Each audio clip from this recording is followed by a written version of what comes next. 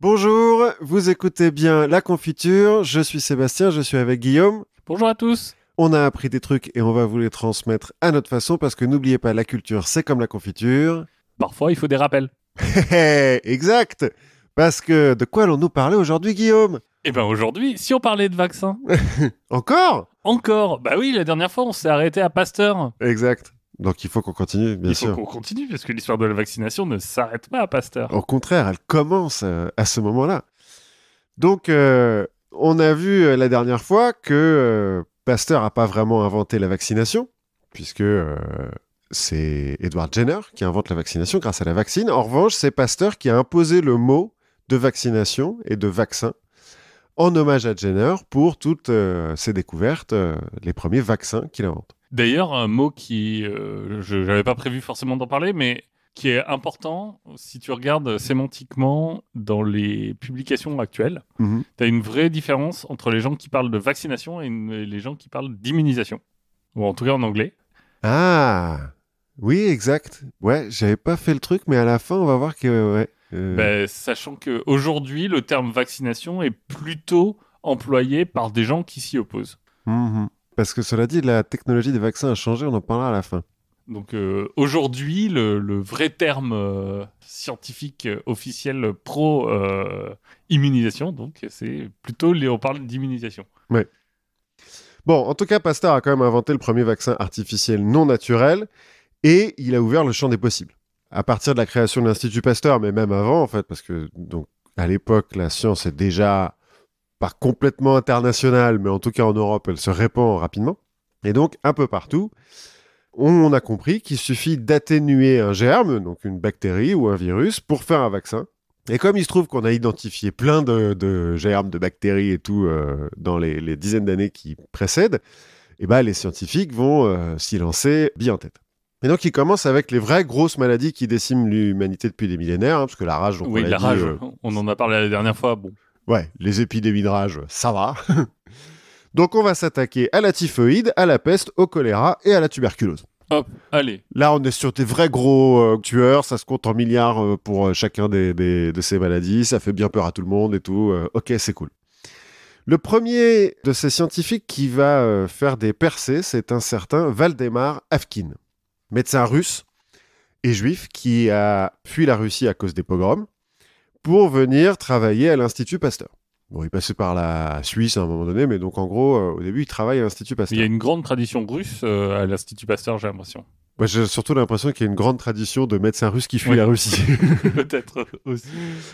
Et donc, en 1889, il y a une grave épidémie de choléra qui se déclenche en Asie et donc en Europe parce que la maladie ne connaît pas de frontières. Et Avkin décide donc de s'attaquer au choléra.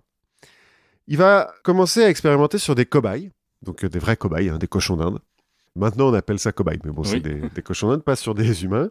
Et il va réussir à atténuer la virulence de la bactérie qui provoque le choléra par la chaleur, sur le modèle de la pasteurisation, en fait. Pasteurisation, on en avait parlé la dernière fois, c'est le fait de chauffer du vin ou du lait pour buter les germes qui peuvent être dedans et donc éviter que le lait pourrisse, par exemple. Donc là, tu mets ton cobaye au four. Voilà, voilà. Ne faites pas ça chez vous. Non.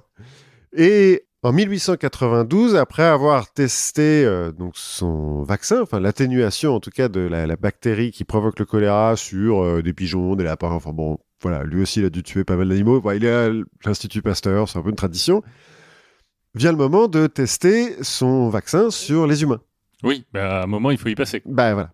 Sauf que Avkin, lui, il a un petit peu plus de sens de l'éthique que les mecs dont on a parlé la dernière fois, et puis il a confiance dans son boulot. Donc en fait, il va se l'injecter directement à lui-même, Hop, allez. dans le bras, son vaccin. Il va faire une fièvre pendant quelques jours, mais rien de plus, il ne développe pas le choléra. Donc il va refaire un test sur 3 amis russes qui vivent en France à l'époque et quelques volontaires, donc qui savent ce qu'ils sont en train de faire, hein, consentement, tout ça, tout ça. Et tout se passe bien. À chaque fois, ils ont un petit peu de fièvre pendant 2-3 jours, mais ils ne développent pas le choléra, ce qui est plutôt bien. Maintenant, il reste à prouver que le vaccin protège effectivement contre la maladie, parce que bon, on leur a fait une injection, il ne s'est rien passé, très bien, tant mieux. Mais voilà, est-ce que ça marche vraiment? Du coup, il part en Inde, qui est vraiment l'épicentre de l'épidémie de choléra à l'époque. Alors, après quelques petits problèmes, j'ai lu que son labo avait été plastiqué. Écoute, quand on est un suppôt du grand capital, c'est ce qui risque d'arriver. Ça arrive. Alors, mais j'ai lu ça par des extrémistes musulmans en Inde. Oui, mais en fait, l'Inde, il y a un mouvement. Alors, les musulmans sont plutôt pro-vaccin en Inde, Après, ouais. mais en fait, c'est plutôt les traditionalistes hindous qui sont un peu anti-vax, à la fois parce qu'il y a l'histoire coloniale, Mhm. et aussi parce que bizarrement, il y a cette question de tradition en fait qui existe déjà d'inoculation, enfin de variolisation, où on se dit non mais Ouais, ça enfin, va, vos trucs. vos trucs bizarres, nous on fait ça très bien. C'est quand même étrange de faire des piqûres quand on peut juste sniffer du pu, quoi. Voilà. Bon, toujours est-il, donc quand il arrive en Inde, il sait que son vaccin, en tout cas, ne tue pas. Donc il est sans risque, toute proportion gardée, hein, il l'a pas testé non plus sur des milliers de personnes. Mais là, l'administration coloniale va lui dire, bah écoutez, allez-y, il y a des Indiens, nous on s'en fout un peu. Donc il va vacciner 42 000 personnes Pour tester. pour tester. Les résultats sont mitigés mais prometteurs. C'est-à-dire qu'il y a effectivement beaucoup moins d'infectés, mais parmi les vaccinés, il y a quand même des infectés qui développent le choléra et quelques personnes qui en meurent. Il va donc perfectionner son vaccin en ajoutant une dose à quelques semaines de la première. Donc il va faire un rappel, quoi, plus ou moins. Malheureusement, il chope la malaria et donc il est obligé de rentrer en Europe en 1893. Il ne peut pas continuer ses tests en Inde. S'il avait bossé sur la malaria plus tôt, Ouais, mais voilà. ou s'il avait bu du gin tonic. Peut-être qu'il en a bu après. C'est Oui. une fois que tu as chopé. Bon. Toujours est-il, 3 ans plus tard, une épidémie de peste bubonique, cette fois-ci, atteint Bombay. Et là, les autorités coloniales, elles paniquent. Parce que, ouais, la peste, c'est pire que le choléra. Hein. Quand on vous dit la peste ou le choléra, choisissez le choléra. Ça dépend quelle peste, non? Alors, en l'occurrence, la peste, en fait, bubonique, Oui. elle a 3 formes différentes. La peste bubonique est bien vénère et se répand avec les tiques et les poux et les puces. La peste pulmonaire, qui est une évolution de la peste bubonique quand elle atteint le poumon, là, c'est le pire. Oui. Parce que, un, t'es condamné, c'est sûr. Et deux, il suffit de tousser sur quelqu'un ou de respirer dans la même pièce pour l'infecter. Et t'as une peste qui est un petit peu moins vénère. Mais bon, c'est toujours la même bactérie. Et c'est quand même violent, la peste. Hein. Par rapport au choléra, c'est quand même... Soit conseil de la confiture, n'attrapez pas la peste. non. Même si on en guérit maintenant, mais bon. C'est plus contagieux que le choléra. Et ça tue 2 fois plus. Hein. Oh ouais, le taux de mortalité de la peste est quand même un peu violent. Et puis bon, petit traumatisme historique avec la peste. Oui, bon. Partout dans le monde pour le coup. C'est une des premières vraies pandémies, la peste. Donc, les autorités coloniales appellent Afkin à la rescousse. Et Afkin, qui s'est remis de la malaria, rapplique. Ça tombe bien, la bactérie qui provoque la peste vient d'être découverte par Alexandre Yersin. Et donc, Afkin va s'y lancer à corps perdu. Il va monter un laboratoire de fortune à l'université de Bombay. Quand je dis laboratoire de fortune, c'est qu'il a 2 pièces. Enfin, une pièce et un bout de couloir. D'accord. On va lui donner 4 assistants. Et ils vont se mettre à bosser jour et nuit. Mais au point qu'il y a un des assistants qui fera une dépression nerveuse et 2 qui vont démissionner. 3 mois plus tard. Je vais répéter pour que tout le monde... 3 mois, jour et nuit. Ouais, mais pour que tout le monde intègre bien le chiffre et l'information. 3 mois plus tard, il obtient un vaccin contre la peste par culture chauffée et un petit peu d'acide carbolique. Bon, toujours est-il, il a réussi à atténuer la virulence de la bactérie qui provoque la peste. Et comme pour le choléra, quand il faut faire le premier test sur les humains, il va le faire sur lui-même. Et il va même s'injecter 3 fois plus que ce qu'il injectera après pour vacciner, pour être bien sûr que ça ne provoque pas la peste. 3 mois. Hein. 3 mois. Pour la peste noire. Tu vois, genre Le truc qui, depuis des siècles, ravage l'humanité, bah en fait, non, c'est 3 mois. 3 mois. Voilà. En 2 semaines après, il a fait le conflit israélo-palestinien. Non, mais ça met aussi en perspective ce qui se passe avec le Covid-19, où les gens se posent la question sur comment ça se fait qu'on a réussi à trouver un vaccin en 1 an. Quoi. Ouais. Alors, il faut savoir que Moderna et la technique existent depuis longtemps et que Enfin, Moderna, je crois, la boîte a 10 ans. Hein. Oui, la technique qu'ils ont utilisée existe depuis une bonne dizaine d'années. Ils attendaient de trouver le bon moment pour l'utiliser. Bon, il faut dire aussi que là, Afkin, il n'a pas à faire des tests cliniques, il n'a pas les 3 phases de tests cliniques. Les considérations éthiques en Europe, on commence à en parler, mais alors les autorités coloniales en Inde lui disent oui, justement, quelques semaines plus tard, quand il dit c'est bon, il a marché mon vaccin sur moi, les autorités coloniales lui font on va faire un test. Sur 10 millions de personnes. non, ils ont une prison. Où l'épidémie de peste a atteint la prison. Donc ils disent voilà, vous avez qu'à vacciner la moitié des prisonniers, et puis comme ça on verra. Donc il en vaccine 147 sur 319. Aucun des vaccinés ne meurt, et 6 des non-vaccinés. Donc ça ne devait pas être une épidémie de ouf non plus. L'avantage, cela dit, d'une prison, c'est que certes, il y a un peu de promiscuité, mais il y a un peu de confinement aussi. Et il y a du contrôle. Tu sais ce qu'ils mangent, tu sais ce qu'ils... Exact. Toujours est-il, ça convainc les autorités coloniales qui vont lancer une campagne de vaccination à grande échelle qui va être aidée par l'Aga Khan, qui est le leader de la communauté musulmane dans la région, qui va être convaincu par Afkin et qui va dire à ses ouailles allez-y les gars, c'est bon. Ils vont vacciner 100 000 personnes rien qu'en 1897. Et dans les années qui suivent, ils vont vacciner des millions de personnes. Alors, surtout à les endroits où il y a l'épidémie se déclenche, c'est-à-dire qu'ils ne vont pas vacciner tout le monde, notamment parce qu'il y a trop de monde, et puis que tout n'est pas facilement accessible en Inde. Mais dès qu'il y a un cas de peste qui se déclenche dans un village ou dans une ville, ils vont vacciner tout autour de là où s'est déclenché le truc. Afkin est fait chevalier par la reine d'Angleterre. Stratégie en anneau. Ouais, plus ou moins. Je crois. C'est la gloire. Malheureusement pour Afkin, 2-3 ans plus tard, 2-3 ans après que son vaccin a commencé à être injecté un petit peu partout en Inde, il y a un accident où une 50aine d'enfants meurent du tétanos après avoir été vaccinés contre la peste par le vaccin d'Afkin.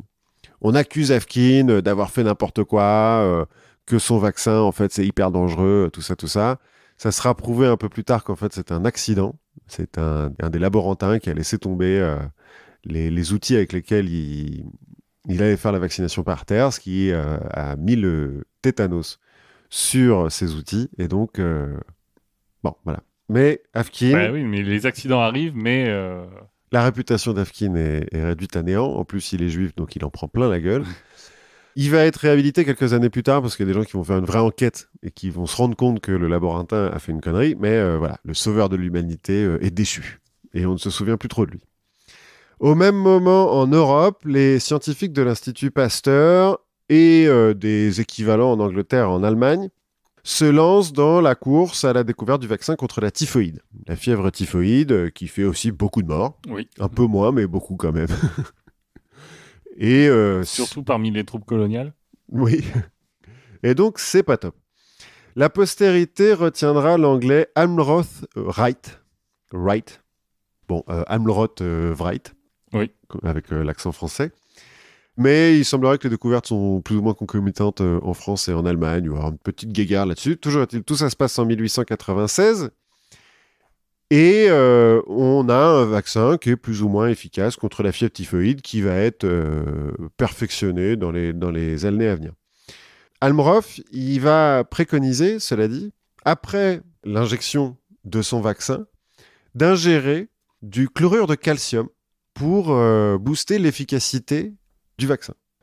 De façon complètement empirique, il s'est rendu compte que ça aidait. Bon. C'est quoi, c'est de la chaux? Non, c'est pas de la chaux, le chlorure.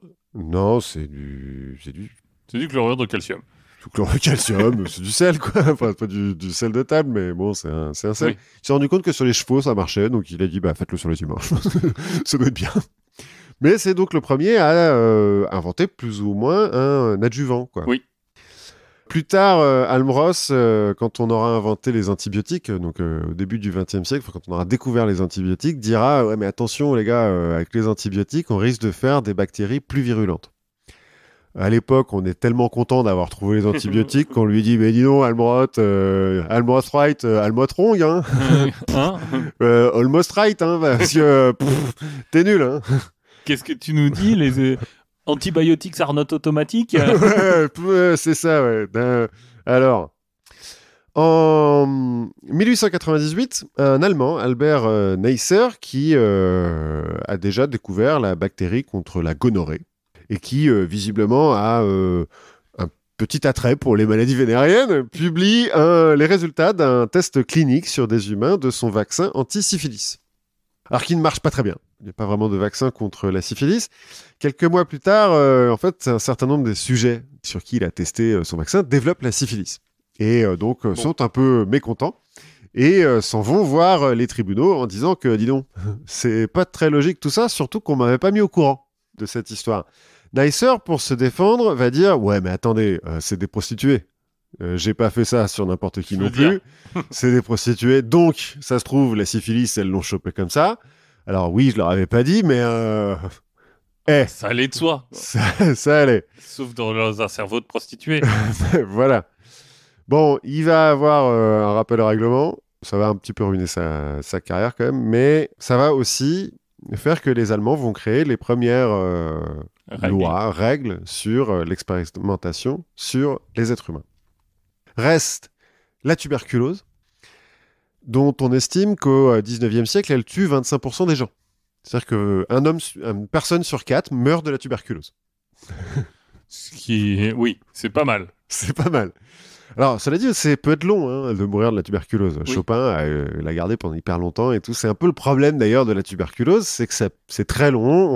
Surtout qu'on n'a plus de variole. On a plus de variole pour détuberculiser. Voilà. Alors, on essaye des trucs, les sanatoriums, on envoie les gens au lac Léman, en Espagne. Bon, on essaye sur le climat. On arrive plus ou moins à atténuer les symptômes, mais une fois que tu as la tuberculose, tu sais que tu vas en mourir à un moment ou à un autre.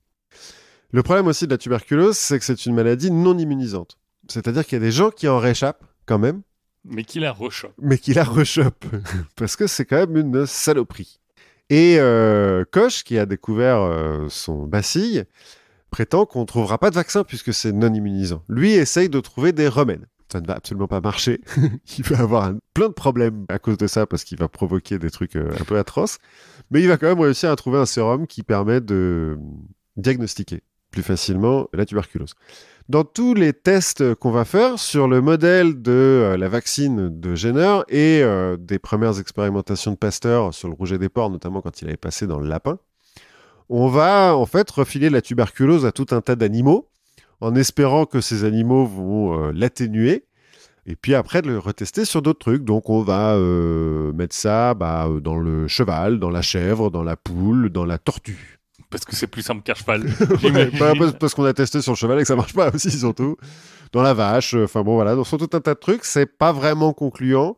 Il y a que la tuberculose bovine qui donne un petit espoir parce que à la fin du 19e siècle, début du 20e, on arrive à vacciner quelques vaches. Sauf que ça marche pas très bien, et puis bon, voilà. Cela dit, en 1900, Albert Calmette, qui est directeur de l'Institut Pasteur de Lille, et Camille Guérin, un vétérinaire de la région, vont faire équipe pour trouver la solution en se concentrant donc sur la tuberculose bovine. En 1908, ils arrivent à atténuer la virulence du bacille en ajoutant de la bile de bœuf aux cultures, parce que donc ils l'ont mis en culture, le machin et tout. Ils ont pas complètement découvert ça out of nowhere. Ouais, ils ont pas essayé tout. Ils ont un peu essayé plein de trucs, mais en l'occurrence, il y a d'autres scientifiques en Europe qui les ont mis sur la voie, mais voilà. Ils trouvent quand même que effectivement, ça atténue la virulence du bacille, mais pas assez parce qu'ils font quand même le test sur un cheval après, et le cheval chope la tuberculose, donc il faut l'atténuer plus ou trouver une autre solution. Ils persistent quand même dans cette idée parce qu'ils se disent on tient peut-être quelque chose.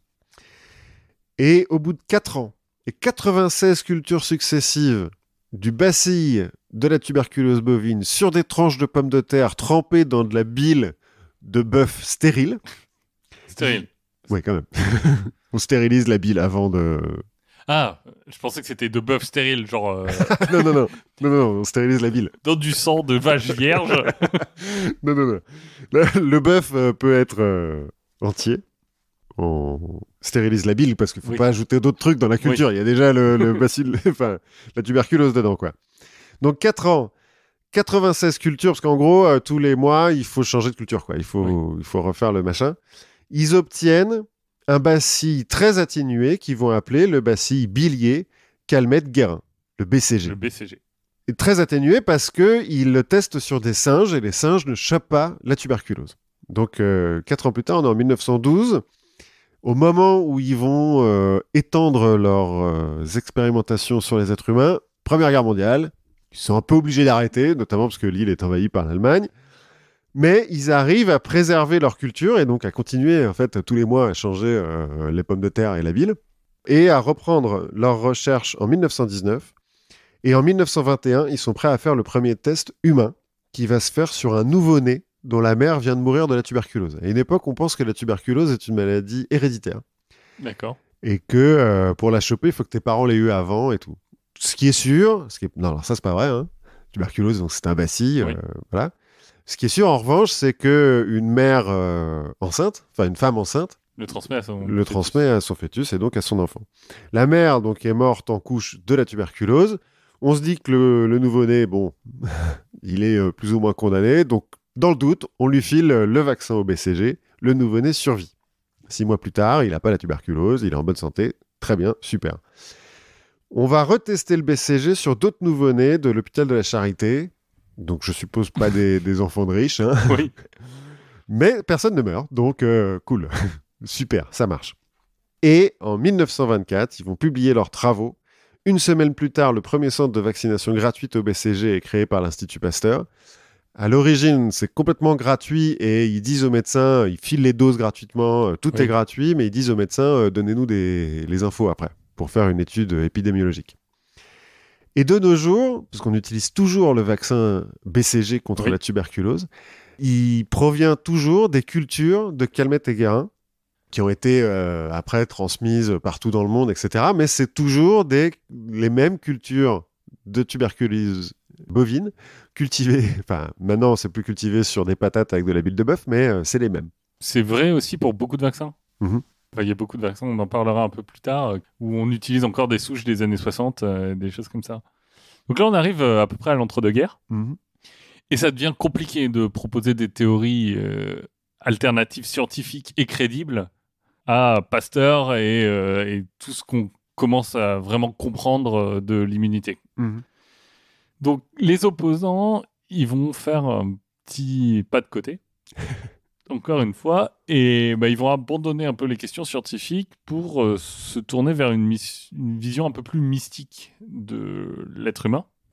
Et le parfait exemple de cette nouvelle vague, c'est Paul Carton, qui est Paul Carton. Paul Carton. C'est le père de l'antivaccination française. Ah, ok.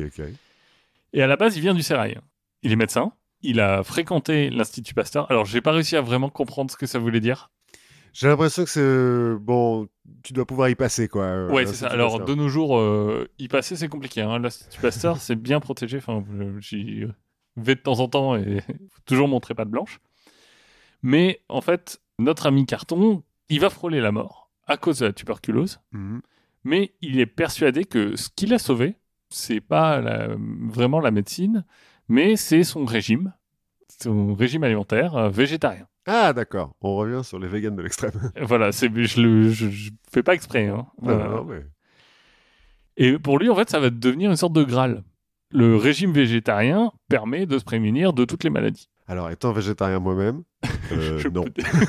Non, c'est faux. C'est sur une statistique basée sur moi, c'est faux. Et au contraire, pour Paul Carton, la vaccination, ça permet de survivre avec un régime alimentaire qui est pas terrible. Ouais. Ce qui rend l'homme et l'espèce plus faibles. Ah, un On peu malthusien lui aussi. On revient à ces idées-là. L'eugénisme. Et lui, il dit, finalement, la vaccination, ça nous empêche d'être en pleine santé, ça nous empêche de nous rendre compte que notre régime alimentaire nous fait du mal.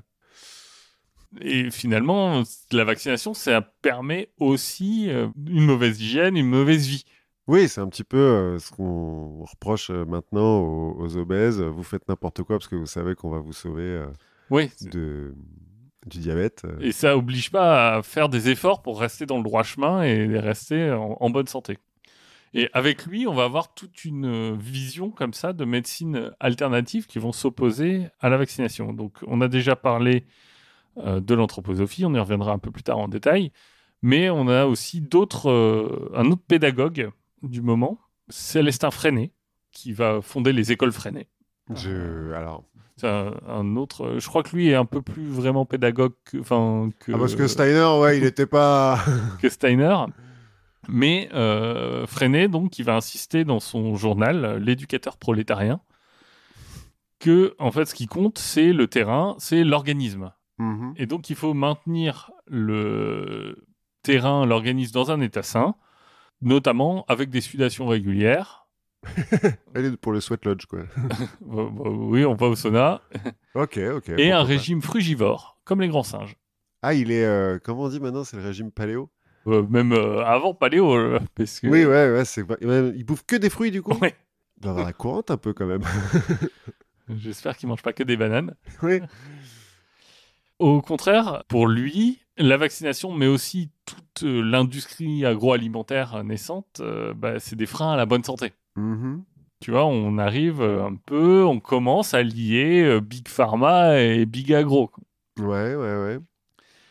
Finalement, tu as aussi les homéopathes, comme le docteur Chavagnon, qui alerte et fait parler de lui. Il est injustement muselé par la science officielle, bien sûr, Tout à fait. qui préfère le vaccin à finalement les remèdes homéopathiques qui sont à la fois efficaces et sans danger. Bah oui. Comme on le sait. Donc c'est un moment où on dévie finalement d'un argument très scientifique à quelque chose d'un peu plus moral, un peu plus sur l'art de vivre, et on commence à toucher des questions de médecine un peu holistique. Je remarque quand même que c'est des types qui sont médecins, là, les 2-3 derniers dont tu as parlé, qui défendent leur business quand même.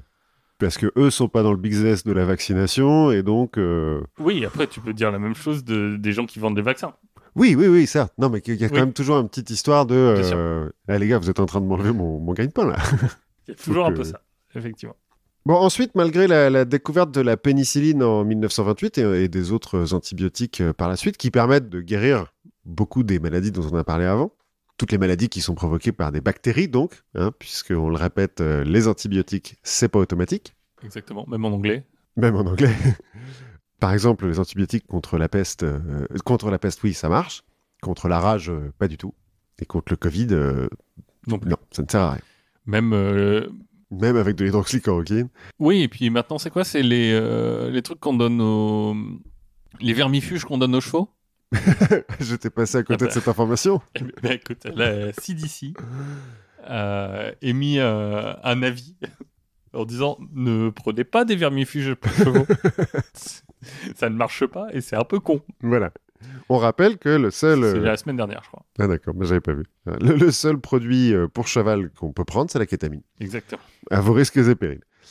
Toujours est-il, donc, malgré l'apparition des antibiotiques, le monde est légèrement traumatisé par la grippe espagnole, après la Première Guerre mondiale, qui, parce que c'est un virus, la grippe n'est pas guérie par les antibiotiques.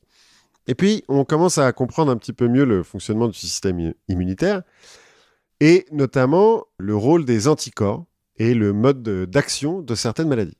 Ce qui permet aux chercheurs de développer des vaccins contre le tétanos et la diphtérie, respectivement en 1926 et 1923. En produisant non pas des bactéries atténuées, mais en produisant des anatoxines, c'est-à-dire des toxines atténuées. Parce que le tétanos et la diphtérie sont des maladies dont la bactérie produit une toxine, et c'est la toxine qui est vraiment dangereuse. Oui, et c'est pas contagieux. Et c'est pas contagieux. La diphtérie, si, peut-être. La diphtérie, peut-être. Le tétanos, non. Le tétanos, c'est pas contagieux. Non. Et donc, en fait, les médecins se disent, si on arrive à battre la toxine, au moins, on n'aura pas les symptômes. On sera peut-être porteur de la bactérie, mais on n'aura pas les symptômes. Et puis, peut-être, Inch'Allah, le système immunitaire butera la bactérie qui, du coup, n'a plus de défense. C'est le français Gaston Ramon, non, Ramon avec un R, vétérinaire, qui, à la base, est chargé de récolter des sérums antitétaniques et antidiphtériques sur les chevaux pour l'Institut Pasteur. Le sérum, c'est le liquide sanguin, c'est-à-dire le sang libéré des globules rouges et des globules blancs. Le plasma, quoi. Ouais. Voilà, ouais, le liquide qui reste. Dans lequel, on ne le sait pas tout à fait encore maintenant, mais il y a des anticorps. Et donc, en gros, à l'époque, pour guérir du tétanos ou de la diphtérie, on file le tétanos et la diphtérie à des chevaux, on récupère le sérum sanguin des chevaux qui sont plus résistants. Et puis, grâce aux anticorps qu'il y a dedans, ça aide le corps à combattre la maladie. Bref, Gaston Ramon, donc, qui est quand même un petit peu au fait de comment ça marche le tétanos et la diphtérie, il va découvrir les 2 vaccins contre ces 2 maladies en traitant les toxines au formol, ce qui permet de les atténuer. Tout ça, c'est très empirique, encore une fois, parce qu'il n'a aucun moyen de les observer, ces toxines. Il sait juste que, voilà, ça les atténue, et ça marche. Hein. Le vaccin contre le tétanos et la diphtérie sont très efficaces. Il découvre aussi que l'ajout d'une substance irritante pour les tissus humains booste la réponse immunitaire. En gros, d'une substance dans l'injection qui provoque une inflammation. On verra à la fin que l'inflammation, c'est un des premiers réponses du système immunitaire. En l'occurrence, il va s'arrêter sur le sel d'aluminium, mais il va tester d'autres trucs. Hein. Il va tester en gros tout ce qui est un petit peu irritant, notamment la mie de pain et le tapioca. Alors, si on te met du tabasco. C'est ce que j'allais dire. Je sais pas. Ah bah si, il connaît le tabasco déjà à l'époque, mais bon. Donc il va s'arrêter sur les sels d'aluminium qui effectivement provoquent une inflammation, mais donc aide à ce que son vaccin avec ces toxines atténuées fonctionne. Parce que il se dit, même s'il arrive à atténuer la toxine avec le formol, il n'est pas sûr que toutes les toxines ont été atténuées et que donc il prendra moins de risques s'il met moins d'anatoxine, donc moins de vaccins dans son injection, et quelque chose qui booste la réponse immunitaire que s'il en met plein et qui refile à la maladie à des mecs. Oui, c'est le principe d'un adjuvant, enfin on en reparlera un peu, mais c'est aussi de pouvoir mettre moins de substances immunogènes. Voilà. Dans les années 30, on va introduire des adjuvants huileux qui vont améliorer l'efficacité du BCG notamment, et qui vont créer d'autres problèmes, notamment parce qu'il y a un mec qui va faire « Ah, j'ai trouvé un super adjuvant, l'huile d'arachide. C'est super !» Et c'est là qu'on découvre les allergies. Ouais, non, on l'a découvert avant, mais bon, bref. La Deuxième Guerre mondiale va servir d'étude à grande échelle sur l'efficacité du vaccin antitétanique, parce que pour choper le tétanos, une balle, c'est pas mal. On rappelle que, notamment, le métal rouillé est porteur du tétanos et la terre. Donc ça va servir d'étude à grande échelle parce que les soldats alliés sont tous vaccinés, c'est obligatoire, avec le vaccin avec adjuvant, alors que les Allemands, eux, ne vaccinent que leurs parachutistes et après utilisent le sérum pour guérir les mecs qui ont déjà eu le tétanos. Sur toute la guerre, les Américains vont compter 12 cas de tétanos. Pas beaucoup. C'est 10 000 fois moins que pendant la Première Guerre mondiale, par exemple. C'est-à-dire qu'à un moment donné, les gars, ils sont à 0,0004%, ils vont peut-être commencer à faire des pour 1000, puis ils font des pour 10 000. Oui, mais après, c'est pas tout à fait la même guerre. Non, c'est pas tout à fait la même guerre, mais... Je veux dire, je comprends que t'aies plus de chances de choper le tétanos quand tu vis pendant 8 mois dans une tranchée entourée de barbelés rouillés. Certes, mais bon, 12 cas sur toute la guerre, à comparer aussi avec les Allemands, donc qui, eux, ne sont pas vaccinés, et qui ont, en moyenne, 50 cas par mois. D'accord. Donc, c'est quand même assez efficace. On s'attaque ensuite à des maladies qui touchent des populations plus spécifiques, comme la fièvre jaune et le typhus. La fièvre jaune, parce qu'elle vient des singes qui vivent dans les forêts tropicales, donc elle est surtout dans les régions un peu tropicales, même si elle se répand à l'époque un peu partout. Et le typhus, parce que c'est une maladie de pauvres. Le typhus, ça se répand par les poux. Oui. On va en reparler. Sur le front de l'Est, pendant la Première Guerre mondiale, ça a fait des ravages, c'était une horreur. Dans les camps de concentration, dans le ghetto de Varsovie aussi. Voilà, mais c'est quand même une maladie de pauvres, donc c'est quand même pas une priorité, quoi, par rapport à la peste et au choléra. Bref. Le vaccin contre la fièvre jaune est développé par l'Institut Pasteur en 1932 en atténuant le virus par passage sur le cerveau d'une souris. On est toujours comme ça. À l'Institut Pasteur, on aime bien refiler des trucs à des animaux. Et donc, 70 millions de doses vont être distribuées en Afrique française, malgré le risque de développer une encéphalite, qui est quand même de 1 pour 1000. C'est pas top. Mais bon, c'est des populations colonisées, donc on s'en fout un peu. Enfin, j'imagine qu'on donne d'abord ça aux colons. Non. Non. Non, c'est une maladie de pauvres. Les colons sont pas pauvres. Ah, les colons, ils chopent pas la fièvre jaune? Moins. Il me semblait que les troupes coloniales, justement... Oui, si, les troupes coloniales la chopent pas mal. Ouais, la fièvre jaune, c'est vrai que ça passe un petit peu plus sur tout le monde. Mais en fait, le truc, c'est qu'une encéphalite, c'est pas forcément mortel si c'est bien soigné. Mais donc les côlons, ils sont bien soignés, quoi. Oui. La mortalité du truc, c'est 9%. Donc tu as une chance sur 1000 de choper l'encéphalite et après 9% d'en mourir. Je suppose que ce pourcentage augmente quand tu es pauvre et baisse quand tu es riche.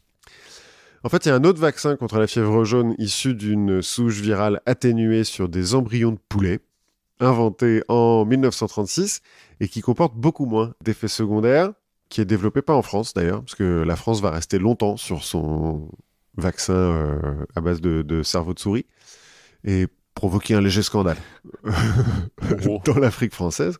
Il faut savoir que la fièvre... Ce qui aide aujourd'hui en termes de vaccination et de crédibilité de la vaccination dans ces régions-là. Certes.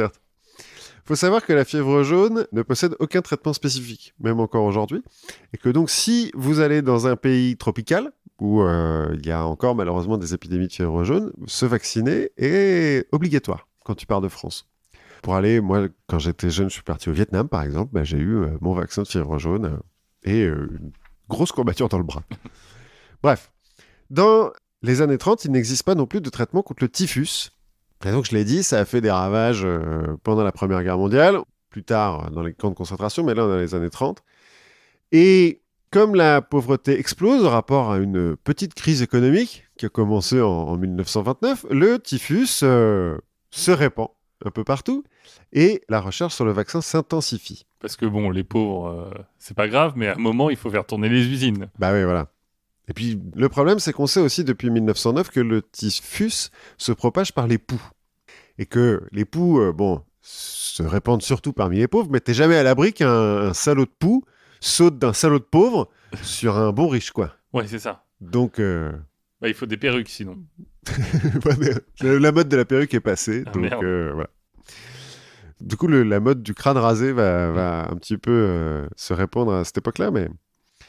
Bref, Rudolf Weigl, il est polonais, W-E-I-G-L. Je sais pas, il y a un joueur de foot qui s'appelle comme ça et on prononce Weigl, mais... Bon, alors je te fais confiance. Rudolf Weigl a l'idée de cultiver la bactérie qu'on n'arrive pas à mettre en culture in vitro. Il a l'idée de la cultiver directement dans le pouls. Oh, sympa ton laboratoire avec tes cultures de poux. Alors, attends. Pour ce faire, il va injecter du sang de malade dans l'anus du pouls. Et après quelques jours, une fois qu'il est bien sûr que le pouls a développé la typhoïde, alors ça lui fait rien au pouls, mais voilà, il va récupérer l'intestin des poux et essayer de neutraliser la bactérie, alors au phénol en l'occurrence, directement dans ce broyat d'intestin de poux. Et c'est comme ça qu'il développe un vaccin efficace. Je pense qu'en termes de précision, la dissection d'un pouce, ça doit pas être facile. Ça doit pas être facile.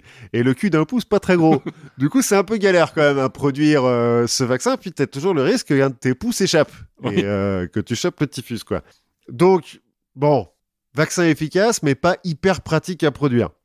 Il va quand même être utilisé beaucoup donc en Pologne, notamment. Il va être introduit dans les ghettos de Varsovie, de Cracovie, clandestinement. Et, alors...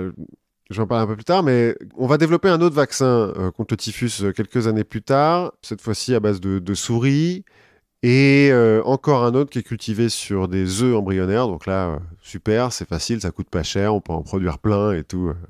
Et on va de nouveau faire une étude à grande échelle grâce à la Deuxième Guerre mondiale, puisque les nazis ne se vaccinent pas contre le typhus avant 1942, parce qu'en fait en 1941 ils ont quand même une bête épidémie dans leur armée et là ils font bon, on va peut-être faire quelque chose.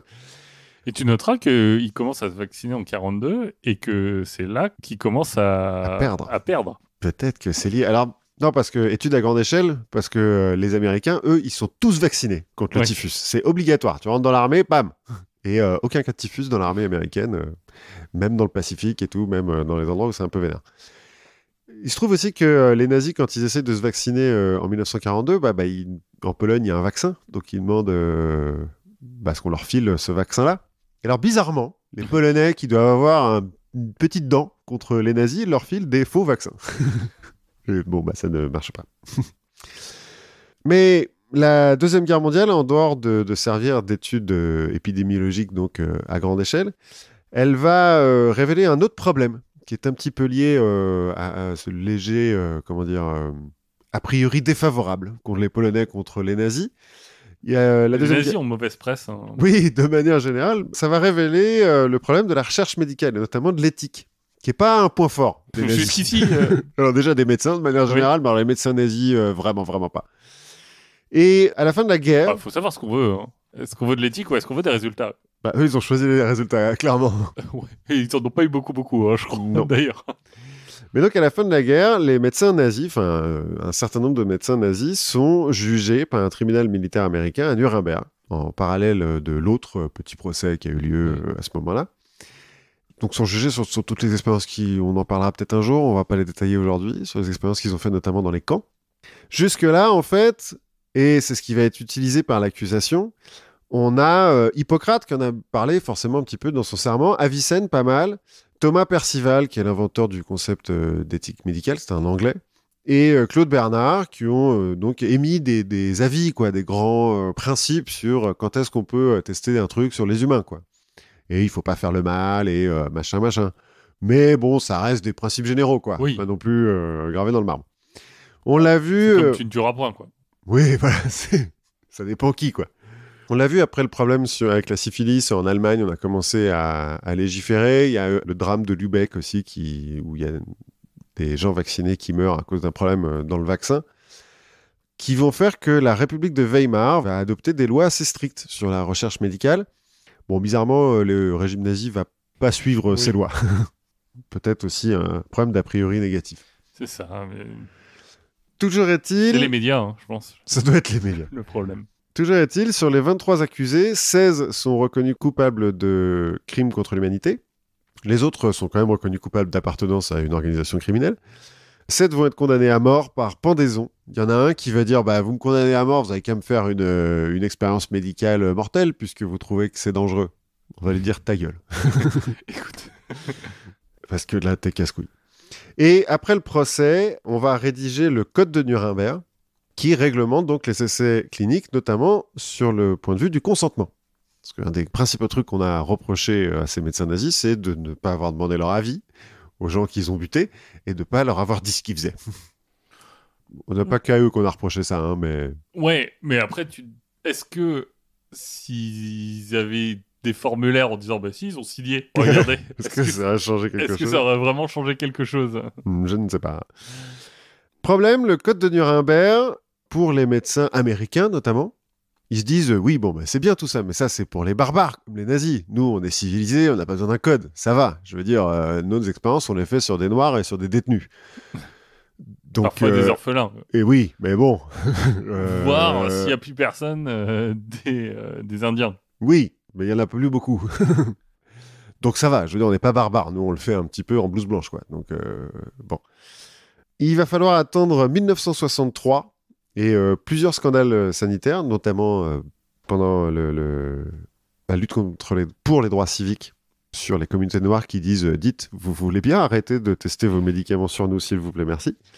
Pour que l'Association médicale mondiale élabore la déclaration d'Helsinki, qui donc réglemente l'expérimentation médicale et notamment sur les humains, et pour que les pays occidentaux accordent leur législation. Bon, les pays en développement étant un petit peu plus laxistes sur ces questions, ça va provoquer d'autres scandales parce qu'il y a des laboratoires qui vont aller faire leurs tests en Afrique. Oui. Bon. À ce moment-là, on a aussi d'autres vaccins qui sont en train de se développer, notamment les vaccins sur la polio. Mm-hmm. Et le problème, c'est que le vaccin sur la polio, je ne sais pas si tu voulais en parler, mais c'est... Un petit peu, mais surtout sur... Mais c'est un vaccin qui est un peu compliqué à produire. Oui, non, ça, j'en parle pas. Parce que, au départ, on va faire plusieurs types de vaccins. On va finalement réussir à avoir un vaccin qui est le vaccin de Salk, qui finalement apparaît être à peu près efficace. 90% d'efficacité, ce qui est pas mal. Mais ce vaccin, il va être à l'origine d'une des pires catastrophes médicales de l'histoire des États-Unis. Mais attends, quand tu dis difficile à produire, plus difficile que de mettre du sang dans le cul d'un pou? Non, en fait, de manière générale, les vaccins, c'est chiant à produire. Oui. Enfin, Mais c'est compliqué. C'est compliqué parce qu'on fait du vivant. Mm. On peut comparer ça à des médicaments où là, on fait de la chimie. Oui. Et la chimie, c'est un petit peu plus systématique. La chimie, c'est plus facile à contrôler, il y a moins de hasard, il y a moins de... Enfin, c'est pas du hasard, mais c'est plutôt qu'il y a tellement de facteurs qu'on n'arrive pas très bien à maîtriser que ça s'apparente à du hasard. Donc, on va se retrouver avec, par exemple, là aux États-Unis, le laboratoire Cutter qui va fabriquer le vaccin contre la polio, qui est injectable à ce moment-là, et qui va ne pas se rendre compte justement que les souches qu'il utilise sont mal inactivées. Mhm. Donc en fait, au lieu d'avoir un vaccin, Oui, ils injectent la maladie, quoi. ils injectent directement la polio dans les gens, ce qui va faire quand même 40 000 malades, Ah ouais. 51 paralysies, 5 décès, Ouais, ça va, mais putain, 40 000, ouais. ouais, 40 000. Et ça, c'est un accident qui va avoir des conséquences énormes. Alors déjà d'un point de vue scientifique, parce que on va changer de paradigme pour le vaccin contre la polio, on va développer ce qu'on appelle le vaccin Sabin, qui est, lui, à la fois plus facilement inactivable et oral, ce qui est plus simple. Et à ce moment-là, on va systématiser les contrôles. Oui. C'est le moment où on va vraiment mettre en place du contrôle qualité. Non seulement, là, tu parlais de la recherche, mais à un moment aussi à la production. Ce qui est un problème complètement différent. Pas complètement différent, mais... Mais si, un petit peu, parce que elle se fait une fois que la recherche est finie. Le drame de Lübeck dont je parlais, c'est le même genre. Hein. Tu vois, tu parlais du broyat d'intestin de poux. Non, mais autant tu peux te dire on fait 15 doses en injectant du sang dans la nisse de poux, autant quand tu dois en faire des milliards, ouais. Il faut trouver autre chose. Oui, clairement, c'est pour ça que ce vaccin n'est pas très utilisé. Et donc, c'est à partir du drame du laboratoire Cutter qu'on va systématiser les contrôles, qu'on va dépasser toutes les réglementations qui existent à l'époque, à la fois alimentaires et médicales. Le vaccin devient un objet réglementaire à part. Et surtout, on va, à ce moment-là, on est aux États-Unis. Donc, catastrophe aux États-Unis, procès. Ouais, c'est pas faux. Procès, et c'est le moment où on va commencer à judiciariser la vaccination. Ah. Et cette judiciarisation, qu'est-ce qu'elle va faire ? Elle va participer finalement à achever le modèle qui était encore plus ou moins en vogue de l'indépendance vaccinale. C'est-à-dire que jusqu'alors, on est à peu près dans des modèles. En France, c'est l'Institut Pasteur qui produit pour la France. On a un autre institut qui produit pour l'Allemagne. On a un autre institut. En fait, chaque pays, en gros, a son institut, sa source de vaccins et tout est produit localement. Là, en fait, on va avoir des vaccins qui deviennent de plus en plus compliqués, donc de plus en plus compliqués à produire. Des contrôles qui vont être de plus en plus lourds. Donc des structures en fait qui vont devoir être de plus en plus grandes pour pouvoir s'accommoder des contrôles, ce qui est pas forcément évident quand tu es une structure publique avec les financements publics qui vont avec. Et en plus, on va avoir, c'est le début aussi du renforcement des droits de propriété intellectuelle. Oui, on va commencer à vouloir faire du blé. En fait, au départ, c'est pas tant une question de blé, c'est une question de contrôle sur la propriété intellectuelle et en fait de coût. C'est plus une question de coût. Et quand tu ajoutes à ça des risques vraiment massifs de procès, avec des sommes incroyables qui sont mis en jeu sur le côté juste judiciaire, en fait, tu arrives à un moment où le modèle de chaque pays a son labo qui tient plus. Ouais, économiquement, c'est plus viable. Économiquement, c'est plus possible. Et en fait, c'est assez paradoxal. Mais finalement, ce sont un peu ces gens qui judiciarisent le vaccin qui ont mené à Big Pharma, quoi. Ouais. Qui va globalement se consolider vers la fin des années 70. Et c'est un peu en quelque sorte les anti-vax qui ont participé à créer l'organisation aujourd'hui du vaccin, qui est très mondialisée, très... Alors, les anti-vax, pas vraiment, parce que si c'est les gens qui ont chopé la polio à cause de... Oui, alors il y a... Le truc, c'est pas des anti-vax, c'est des gens qui ont été... qui ont subi un préjudice, quoi. Oui, mais par-dessus se greffe aussi tout un tas de procès plus ou moins préventifs, plus ou moins parasitaires, de gens qui se disent c'est un bon moyen pour empêcher la vaccination. La vaccination. Ouais, et donc tous ces labos doivent produire en masse, notamment parce que, alors en Europe, je vais pas noter les dates, En France, notamment, il y a certains vaccins qui deviennent obligatoires à partir des années 50. Mhm. Certains seulement quand il y a une épidémie, d'autres sur tout le monde. Et puis, après la Deuxième Guerre mondiale et la création de l'ONU, on va aussi créer l'Organisation mondiale de la santé, en l'occurrence en 1948. C'est une organisation internationale indépendante, ça appartient pas à l'ONU, hein. C'est complètement indépendant. Et c'est basé sur l'Office international d'hygiène publique, qui avait été créé en 1907 en Europe, et le Comité d'hygiène de la Société des Nations, qui avait été créé en 1923. Mais ces deux comités-là, et offices, étaient quand même vachement centrés sur les pays occidentaux. Et moins sur la Chine. Oui, en se disant le reste du monde, on s'en fout un peu. L'OMS, le principe, c'est que le monde est en train de se globaliser. Il faut qu'on préserve la vie partout, même aux confins de l'Afrique et de l'Inde, notamment parce que, en fait, si on laisse des épidémies se développer en Afrique ou en Inde, on a toujours un risque que quelqu'un la ramène en Europe. Et donc, dès 1950, l'OMS se fixe alors tout un tas de missions qui n'ont rien à voir avec les vaccins, mais aussi pour mission d'éradiquer la variole. Éradiquer, c'est-à-dire vraiment qu'il n'y ait plus du tout de cas de variole. Ils veulent faire ça par une campagne de vaccination massive. Alors, depuis... C'est le nouvel ordre mondial. Plus ou moins. Depuis Jenner, on a arrêté avec les orphelins qui se frottent le bras pour se passer la vaccine et les vaches qu'on des pustules. On sait cultiver la vaccine sur des cultures et puis la lyophiliser, la foutre dans des frigos, etc. Donc c'est assez facile d'emmener le vaccin où on veut. Cela dit, il est toujours basé sur la vaccine. Et à l'origine, l'OMS se dit, on va vacciner 80% de la population mondiale, je vois pas où est le problème. Ce qui représente quand même pas mal de milliards de doses.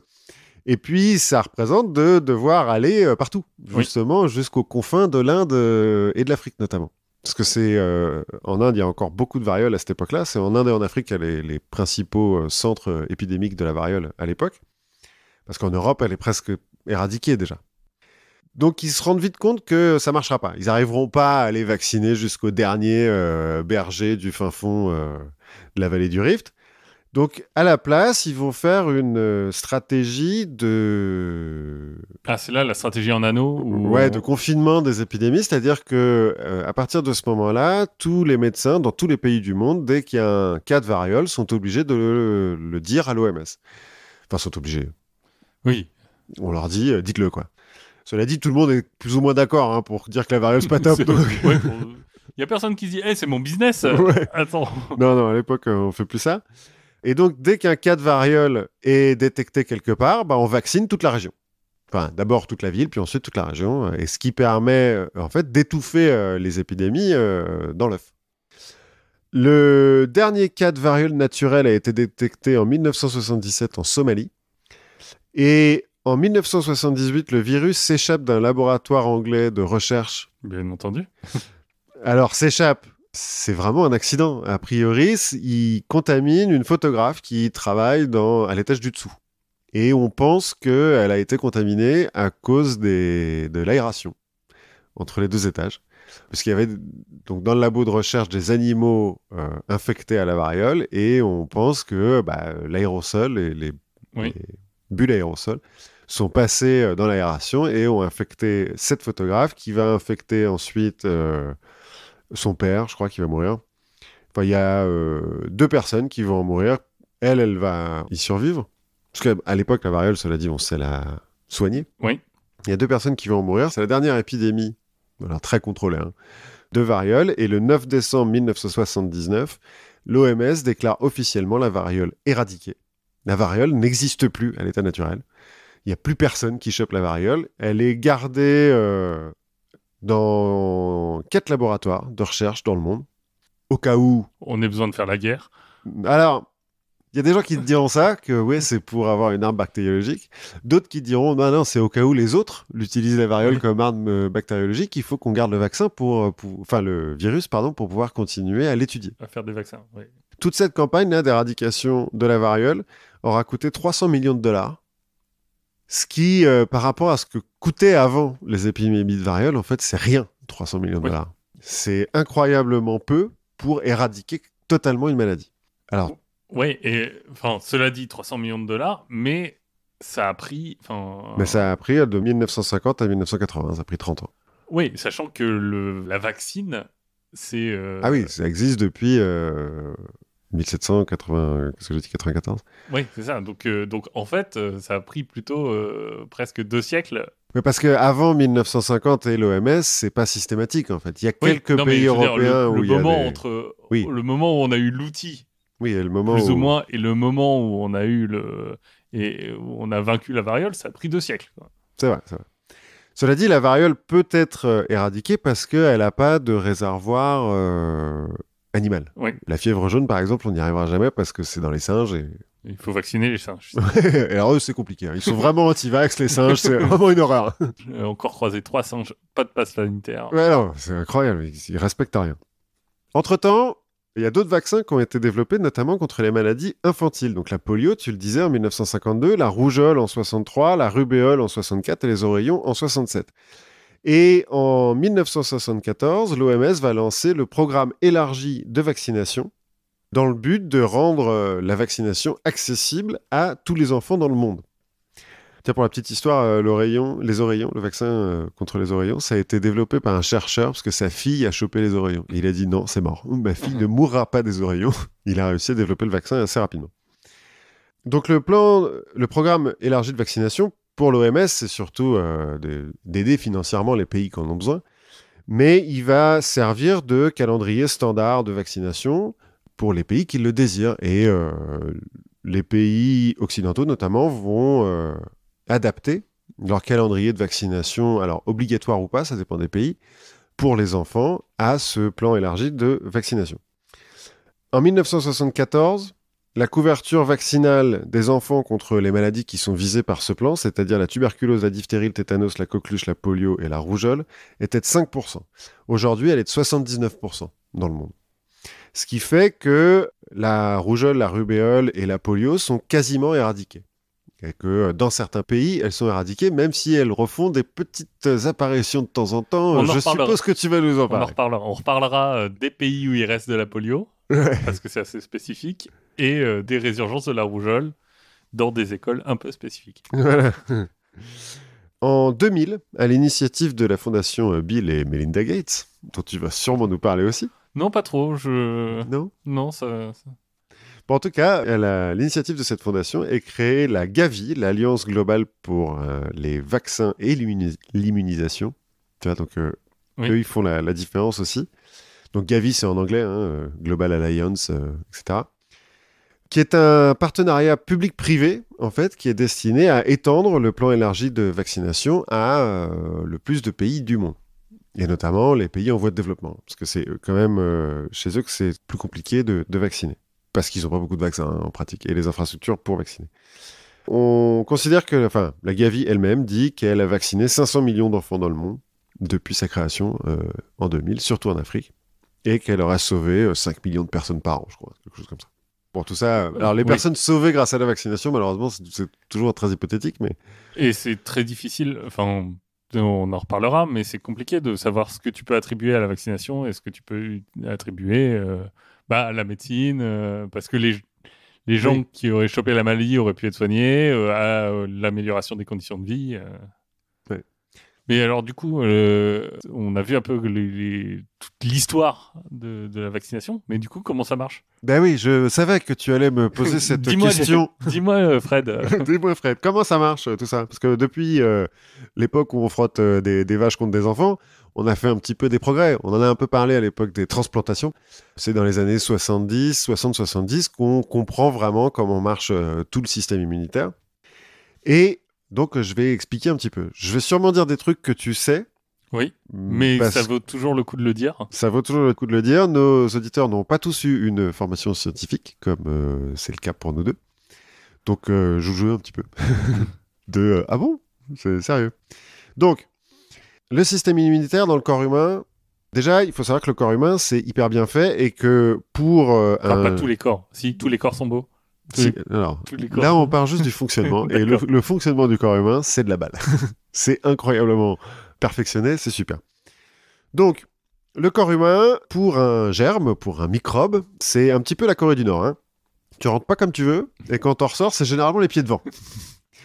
Bon, sauf quand, malheureusement, ça se passe mal. Mais dans le corps humain, donc, la première étape du système immunitaire, la frontière, c'est la peau et les muqueuses.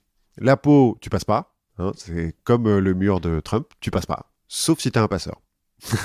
En l'occurrence, un corps gras, généralement, ça aide à faire rentrer. Et les muqueuses, c'est un petit peu comme un poste frontière, un point d'entrée, comme on dit. Donc les muqueuses, c'est les yeux, la bouche, le nez, l'anus, l'urètre, les oreilles et le vagin. C'est donc comme un poste frontière où, sans faire le tri, t'arroses tout le monde à l'acide, histoire de voir s'il y a des gens qui résistent ou pas. Bon, mais il y a des microbes qui y résistent. Ensuite, une fois que t'es rentré dans le corps, alors soit par une des muqueuses, soit par une blessure, si ta peau était coupée, tu vas te frotter au système immunitaire inné. Parce qu'on va voir qu'il y a le système immunitaire inné et celui qui est adaptatif. L'inné, donc, d'abord, tu vas te faire repérer par des leucocytes, c'est-à-dire les globules blancs, qui sont dans le sang, mais qui, après, se répandent un petit peu dans tous les tissus. Alors, ils ont des noms très spécifiques en fonction de ce qu'ils font, hein, mais c'est des noms barbares. C'est les petites capsules volantes de Il était une fois la vie. Ouais, alors de manière générale, si vous comprenez pas tout ce que je vais dire, là, regardez Il était une fois la vie. J'en ai regardé d'autres, des machins comme ça de vulgarisation sur le système immunitaire pour préparer cette partie. C'est Il était une fois la vie qui explique le mieux. Enfin, le plus... Il n'y a pas énormément de détails, mais c'est très simple à comprendre. Bref, les globules blancs, les leucocytes, ils patrouillent un petit peu partout dans le corps, et dès qu'ils repèrent quelque chose qui n'a pas son passe sanitaire, c'est-à-dire son complexe d'histocompatibilité, en gros, ce qu'il y a dans les groupes sanguins, hein, Oui. ils détruisent. Ils font pas dans la dentelle, hein, quand même. Oui. Ils détruisent. Alors, ils ont plusieurs moyens pour détruire, mais de manière générale, ils détruisent. Donc, bactéries, toxines, virus, cellules mortes, grosses molécules qui traînent par là. On en a déjà parlé, l'encre des tatouages, par exemple. Si vos tatouages se brouillent après les années, c'est parce que les macrophages essayent de détruire les gouttes d'encre. Ils n'y arrivent pas. Et quand ils détruisent un truc potentiellement dangereux, il y a un mécanisme qui leur permet de savoir, quand ils détruisent une cellule morte, bon, bah, c'est une cellule morte, c'est pas grave, mais quand ils détruisent un truc potentiellement dangereux, ils vont déclencher l'alerte, en gros. Ils vont sonner l'alarme, quoi. Ce qui va provoquer d'abord une réaction inflammatoire, donc une rougeur à l'endroit spécifique, puis une fièvre, en fait. En gros, on fait monter la température, on amène plus de sang à l'endroit spécifique où il y a un problème pour que y ait plus de globules blancs, que la réponse soit plus efficace. On va relâcher des histamines, c'est pour ça que les gens qui sont allergiques ont besoin d'antihistaminiques. Bref, c'est l'inflammation, on pourra en parler pendant longtemps, mais voilà, c'est la première réponse, en gros, après l'alarme des globules blancs, qui aide à faire le ménage, en fait, tout ça, quoi. La chaleur, machin, Oui. tout ça, c'est destiné à... C'est Pasteur, quoi. Oui, plus ou moins. On fait cuire, quoi. On fait un peu cuire le tout. Ensuite, certains globules blancs qui ont bouffé le méchant, le virus, la bactérie, la toxine qui pose problème, vont ramener ton corps de méchant à l'intérieur d'eux-mêmes. Ils vont les ramener vers les organes lymphoïdes. Donc la lymphe, c'est là où circulent les globules blancs. Et les organes lymphoïdes, c'est là où ils sont produits. C'est le QG du système immunitaire, quoi, si on veut. Et du système immunitaire adaptatif, notamment. Adaptif ou adaptatif ? Tiens, j'ai mis adaptif. Bon, bref, celui qui s'adapte, quoi. Oui. On l'aura compris. Celui qui a acquis. Bah, celui qui s'acquiert, en fait, au long de la vie. Et en fait, là, ils vont présenter des bouts de ton corps de méchant, des bouts qui te permettent de te reconnaître. Par exemple, ils vont mettre ta main, quoi, là où il y a tes empreintes digitales. Et ils vont présenter ça aux lymphocytes T. Les bouts qu'ils vont présenter, on appelle ça des antigènes, quand on est un petit peu scientifique et qu'on veut mettre des mots compliqués sur des choses simples. Les lymphocytes T vont recombiner leur ADN jusqu'à produire un anticorps qui correspond à l'antigène qu'on est en train de leur présenter. Donc, ils vont recombiner leur ADN d'eux-mêmes. Parce qu'il y a des milliards de possibilités pour les anticorps. Tout ça, c'est une histoire de chimie. De chimie et de volume, en fait, en gros. Ouais, c'est de clés et de serrures, quoi. Enfin, ouais, voilà, c'est ça. Des clés et des serrures, c'est l'anticorps qui doit s'adapter à l'antigène, le volume, pour que ça fasse pince, quoi, plus ou moins. Bon. Et bêtement, et d'ailleurs, c'est la recherche en ce moment cherche beaucoup à prédire la forme des molécules en fonction et des protéines, notamment, en fonction de leur composition. Et c'est très compliqué. On fait ça avec des ordinateurs quantiques. Voilà, tu nous en parleras peut-être un jour. Donc, toujours est-il, une fois qu'ils ont trouvé le bon anticorps qui correspond à l'antigène qu'on est en train de leur présenter, ils vont se mettre à se diviser et à transmettre l'information aux lymphocytes B, qui vont eux aussi se diviser pour produire des anticorps. Les lymphocytes T vont partir dans le système sanguin pour aller péter la gueule à tes potes méchants, et les lymphocytes B vont produire des anticorps à foison qui vont eux-mêmes être relâchés dans le système sanguin. Les anticorps vont se coller soit à la toxine, soit à la bactérie, soit au virus qu'on est en train d'essayer de détruire pour en faire des espèces d'amas, quoi. Oui. Pour que ça soit plus facile à détruire, pour que ça soit plus facile à repérer. Et de cette façon, tu butes un petit peu, tu butes les méchants, quoi. Parce que tu as envoyé la cavalerie, si on veut. Et une fois que la menace a été éradiquée, les organes lymphoïdes vont garder certains de ces lymphocytes T et B qui ont su réagir à cette menace spécifique pour pouvoir réagir plus rapidement la fois d'après.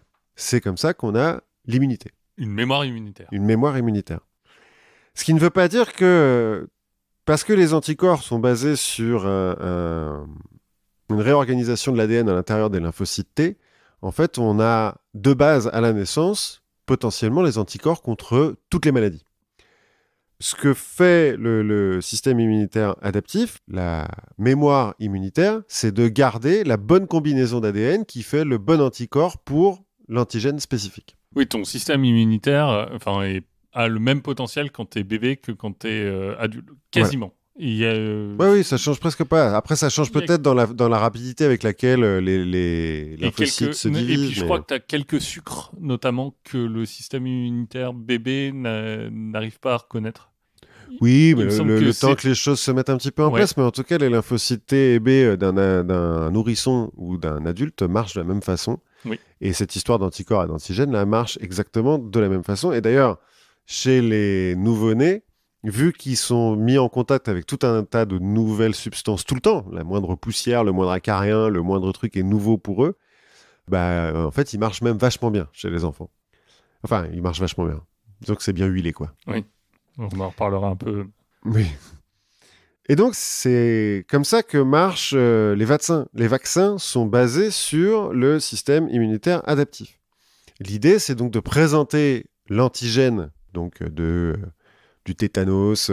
En l'occurrence, c'est une toxine, le tétanos. Mais si, l'antigène de la toxine tétanique, l'antigène spécifique du bacille de Koch, la grippe ou du Covid-19, aux lymphocytes T pour qu'ils produisent des anticorps.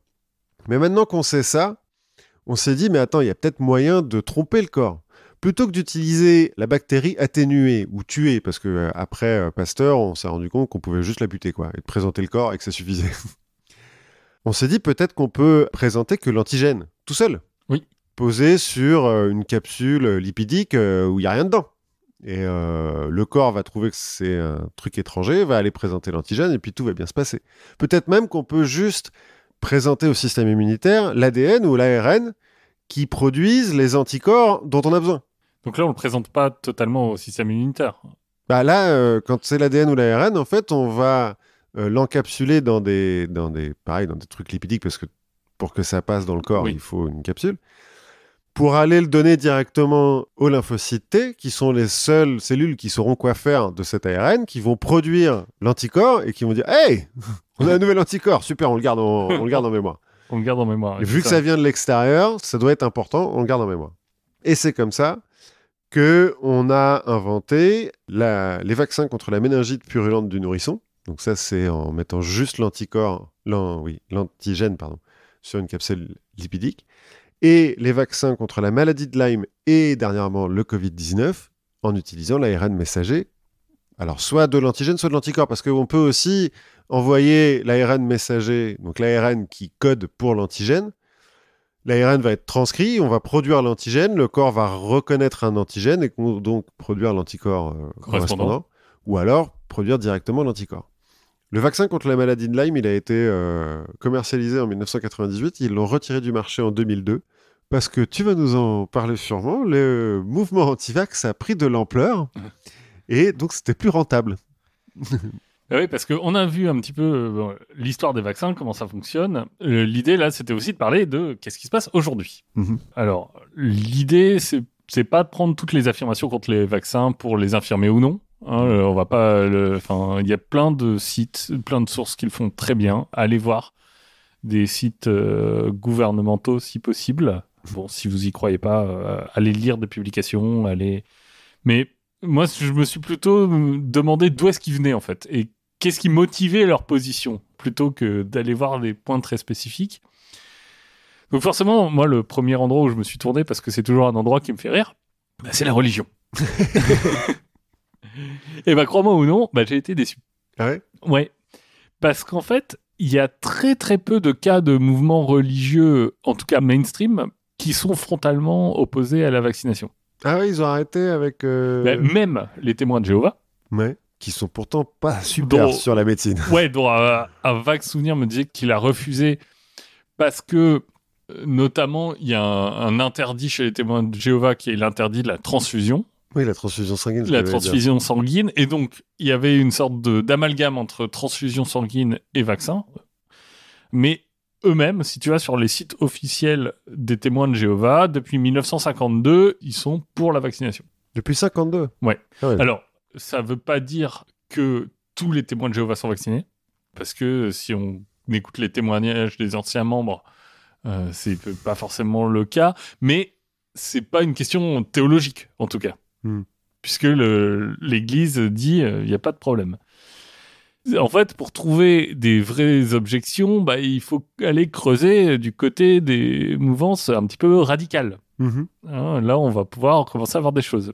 Par exemple, je ne sais pas si tu as entendu parler d'un groupe qui s'appelle les talibans. Alors, ils sont un petit peu dans l'actualité en ce moment. Voilà, mais ils prônent un islam wahhabite plutôt rigoriste. Un petit peu, ouais. De toute façon, les wahhabistes, ils sont un peu rigoristes tout le temps. Ouais, mais alors, si tu veux, le wahhabisme, il s'accommode en général plutôt bien de la vaccination. En Arabie Saoudite, qui est quand même le berceau, ouais. Ouais. Quand on fait des sondages, il y a seulement 2% de la population qui pense que le vaccin est incompatible avec leurs croyances religieuses.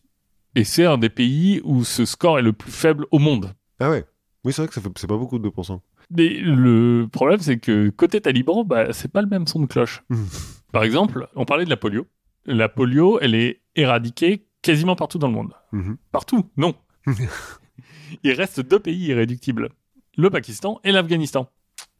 C'est les 2 seuls pays où la polio est encore endémique. Hein, les vaccinateurs de l'UNICEF se font tuer par balle en Afghanistan. Oui. Mais alors, du coup, là aussi, c'est pas un problème complètement religieux, puisque en soi... oui, parce qu'il y a des musulmans qui se vaccinent. Ouais, et des wahhabites, même des rigoristes, qui se vaccinent. Bah, en fait, le problème, c'est que quand tu écoutes le discours des mollahs, enfin, quand tu l'écoutes traduit, parce que je t'avoue... Tu parles pas l'afghan? Peu. Mais je t'avoue que la plupart du temps, en fait, eux, ils vont dire les vaccins, c'est pas efficace. Ils vont dire les vaccins, c'est la corruption de l'Occident qui essaye de nous toucher. En fait, c'est pas des arguments religieux en tant que tels. Et en creusant encore un petit peu, je me suis rendu compte qu'il y avait peut-être derrière tout ça un petit peu la faute de la CIA. Mais vraiment, pour le coup. Sans faire de complotisme. Sans faire le problème de la CIA, c'est que ils tendent le bâton pour se faire battre, quoi. Le problème de la CIA, c'est que, rappelons-nous un peu que pourquoi est-ce que les Américains ont été faire la guerre en Afghanistan et qu'on les a suivis, c'est pour éradiquer le terrorisme, plus que la polio, du coup. Oui, et c'est pas pour... Comme j'ai vu cette semaine sur Twitter, pour apporter le wokisme en Afghanistan. Non, c'était pas le but. Mais donc, pour éradiquer le terrorisme, il fallait notamment choper Ben Laden, qui lui était planqué dans une villa au Pakistan.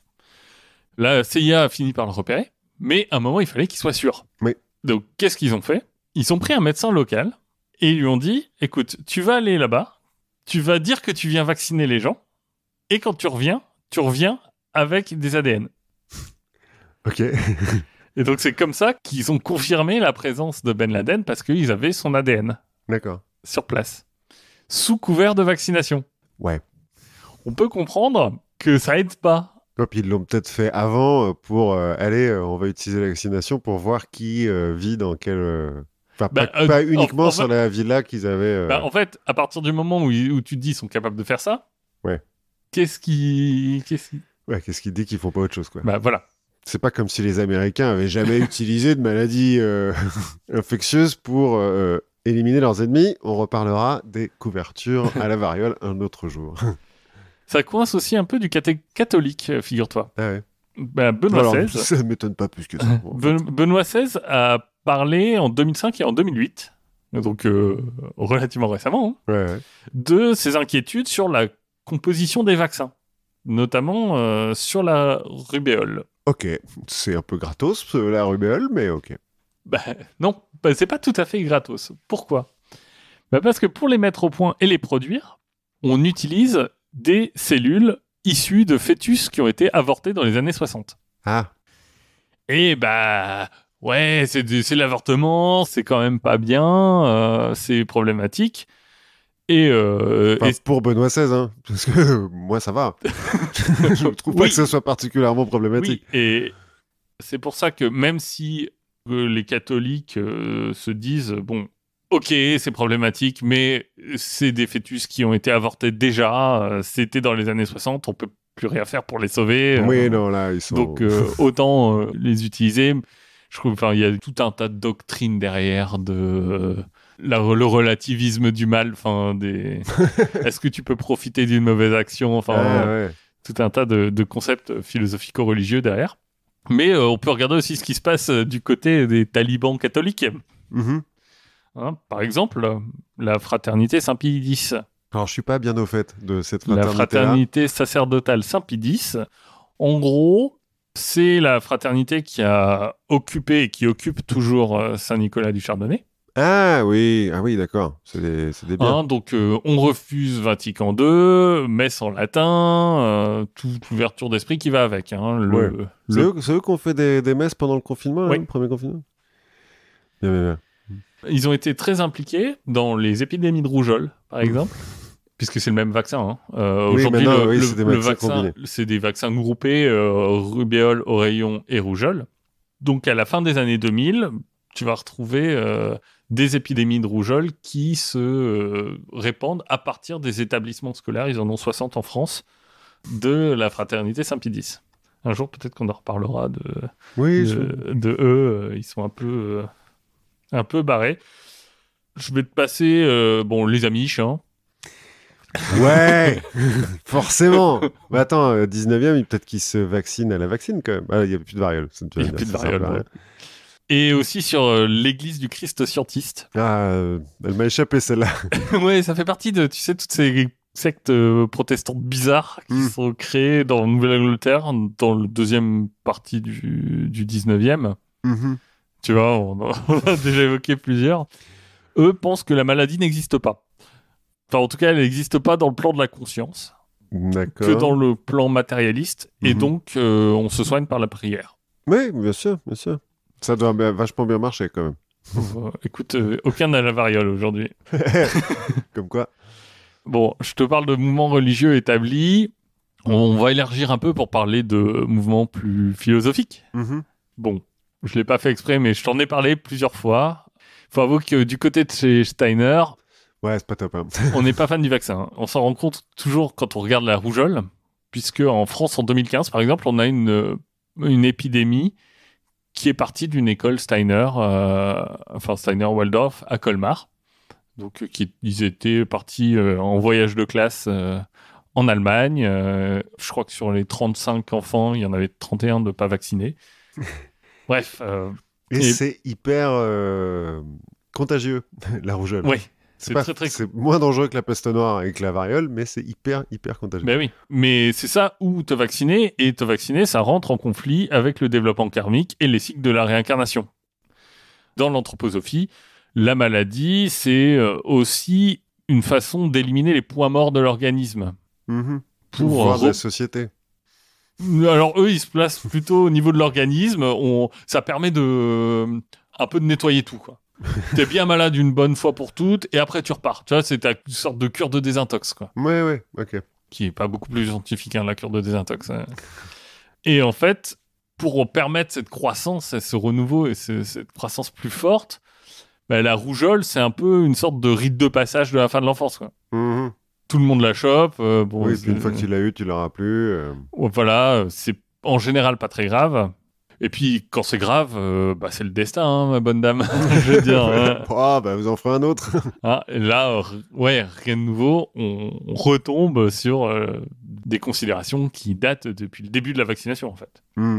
Moins mystique. Attends, j'ai lu hier ou avant-hier que le Goetanum, donc le centre de l'anthroposophie, avait émis un avis positif sur le vaccin contre le Covid-19. Alors, pas tout à fait. Ah, t'allais en parler ? Non, j'allais pas forcément en parler, mais je l'ai lu aussi. Le Goetanum dit nous sommes pour la vaccination volontaire. Ouais. En tout cas, ils sont pas complètement contre. Voilà, ils affichent aucune opposition. Voilà. Mais ils disent pas il faut se vacciner. Ils disent nous sommes pour la vaccination volontaire. Si vous voulez le faire, faites-le. Voilà. Mais du coup, il y a des anthroposophes qui sont en train de dire oh là là, le Goetanum a été infiltré par les puissances sataniques. Bon, bref. Ouais, mais tu vois, on est encore un peu sur la question, alors qui est à la fois une question légitime, hein, la question de l'obligation vaccinale. On en reparlera un peu plus tard, mais c'est une question qui est légitime, une question de santé publique et de politique publique, mais qui parfois aussi est le fauné de l'anti-vaccination. Moi, j'ai tendance à voir ça un peu comme les questions antisionisme et antisémitisme. Tu peux légitimement te dire je suis antisioniste même si je ne suis pas antisémite. Il se trouve que régulièrement... Ouais. Ouais. Il y a beaucoup d'antisionistes qui sont aussi antisémites. Voilà. Mais qui sont en fait simplement antisémites. Voilà, et qui essayent et qui disent non, mais... Bref, moins mystique, peut-être plus sérieux aussi. Hein. Il y a d'autres mouvements, et un mouvement assez emblématique de l'opposition à la vaccination, c'est le mouvement écologiste. Et c'est vrai, dès le début du mouvement écologiste moderne, qui apparaît dans les années 40-50 en France, en opposition globalement au grand bouleversement de l'agriculture. Déjà parce que les fondateurs qui sont végétariens, végétaliens, crudivores, qui ont des régimes un peu ésotériques par rapport à la norme de l'époque, ils sont tous assez proches finalement de la mouvance anthroposophiste. Ah, d'accord. Anthroposophe. On va citer par exemple Raoul Lemaire qui lance l'agriculture biologique, André Louis qui en 64 lance Nature et Progrès, et Henri-Charles Geoffroy et qui lui lance les magasins de la vie claire. Lui par exemple, il attribue la rémission de son gazage pendant la Première Guerre mondiale à un régime allemand, donc preuve qu'il n'est pas rancunier, un régime allemand végétalien. Ok. Et il va fonder ses magasins sur le principe de je veux permettre à tout le monde de manger sain. Parce que c'est ça qui soigne les maladies. Ouais. Et en fait, son credo, il est un peu double. Il parle du complot contre le pain. Le complot contre le pain. Ben oui, le pain blanc. Le pain blanc, c'est de la merde. C'est horrible. Et donc, lui va plutôt vendre, par exemple, des graines trouvées dans les pyramides. La semence Osiris. Ok. Voilà, mais il va aussi se lancer dans pas mal de diatribes sur la vaccination qu'il trouve contre nature. D'accord. Par exemple, dans le magazine La Vie Claire, qui se développe un peu après ces magasins, il va déplorer que la maladie ne nettoie plus l'espèce comme avant. C'est ce que j'allais dire, c'est que chez les écolos, il y a quand même toujours un petit peu de... Il y a trop de monde sur Terre, quoi. Là, c'est pas il y a trop de monde sur Terre d'un point de vue gestion des ressources, environnement, écologie, c'est plutôt une vision un peu idéalisée de la nature et d'un mouvement un peu retour à la nature. On se dit, oui, la nature, il y a des morts. Bon. Ouais. Ça frise avec l'eugénisme aussi, quand même. Avec le côté, les maladies tuent les brebis galeuses, quoi. Littéralement. Oui. Il y a un peu de ça. Un des précurseurs du mouvement écologiste, Pierre Fournier, il va être à peu près sur la même ligne. Alors, le mouvement va un peu s'éloigner de ses positions avec le leadership de René Dumont, avec la génération Lalonde, Wechter, Lepage, qui est plus dans une écologie un peu apolitique, un peu plus éloignée en tout cas. Je ne suis pas expert du mouvement écologiste, mais eux, ils vont se placer surtout sur une écologie un peu individualiste, où on ne va plus parler d'opposition au vaccin, mais d'opposition aux obligations vaccinales. Leur credo est plus là-dessus. Ils ne sont pas anti-vax, ils disent, en tout cas pas ouvertement, mais ils disent on ne veut pas d'obligation vaccinale. L'écologie, aujourd'hui, s'est déplacée un peu à gauche par rapport à le Perl qui était plutôt... libéraux, un peu, oui. D'où l'idée de il ne faut pas d'obligation, quoi. Oui, c'est ça. Europe Écologie Les Verts, eux, ont une position qui est assez ambiguë sur le sujet. Alors, je suis passé sur le site d'Europe Écologie Les Verts. La seule mention du vaccin qu'on trouve, c'est dans le cadre du pass sanitaire. Mmh.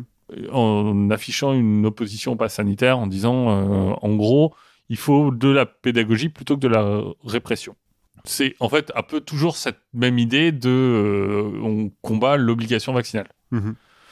Encore une fois, il y a sûrement des bonnes raisons de politique publique. Enfin, en tout cas, c'est un débat qu'on peut avoir, mais il y a toujours aussi ce côté un peu...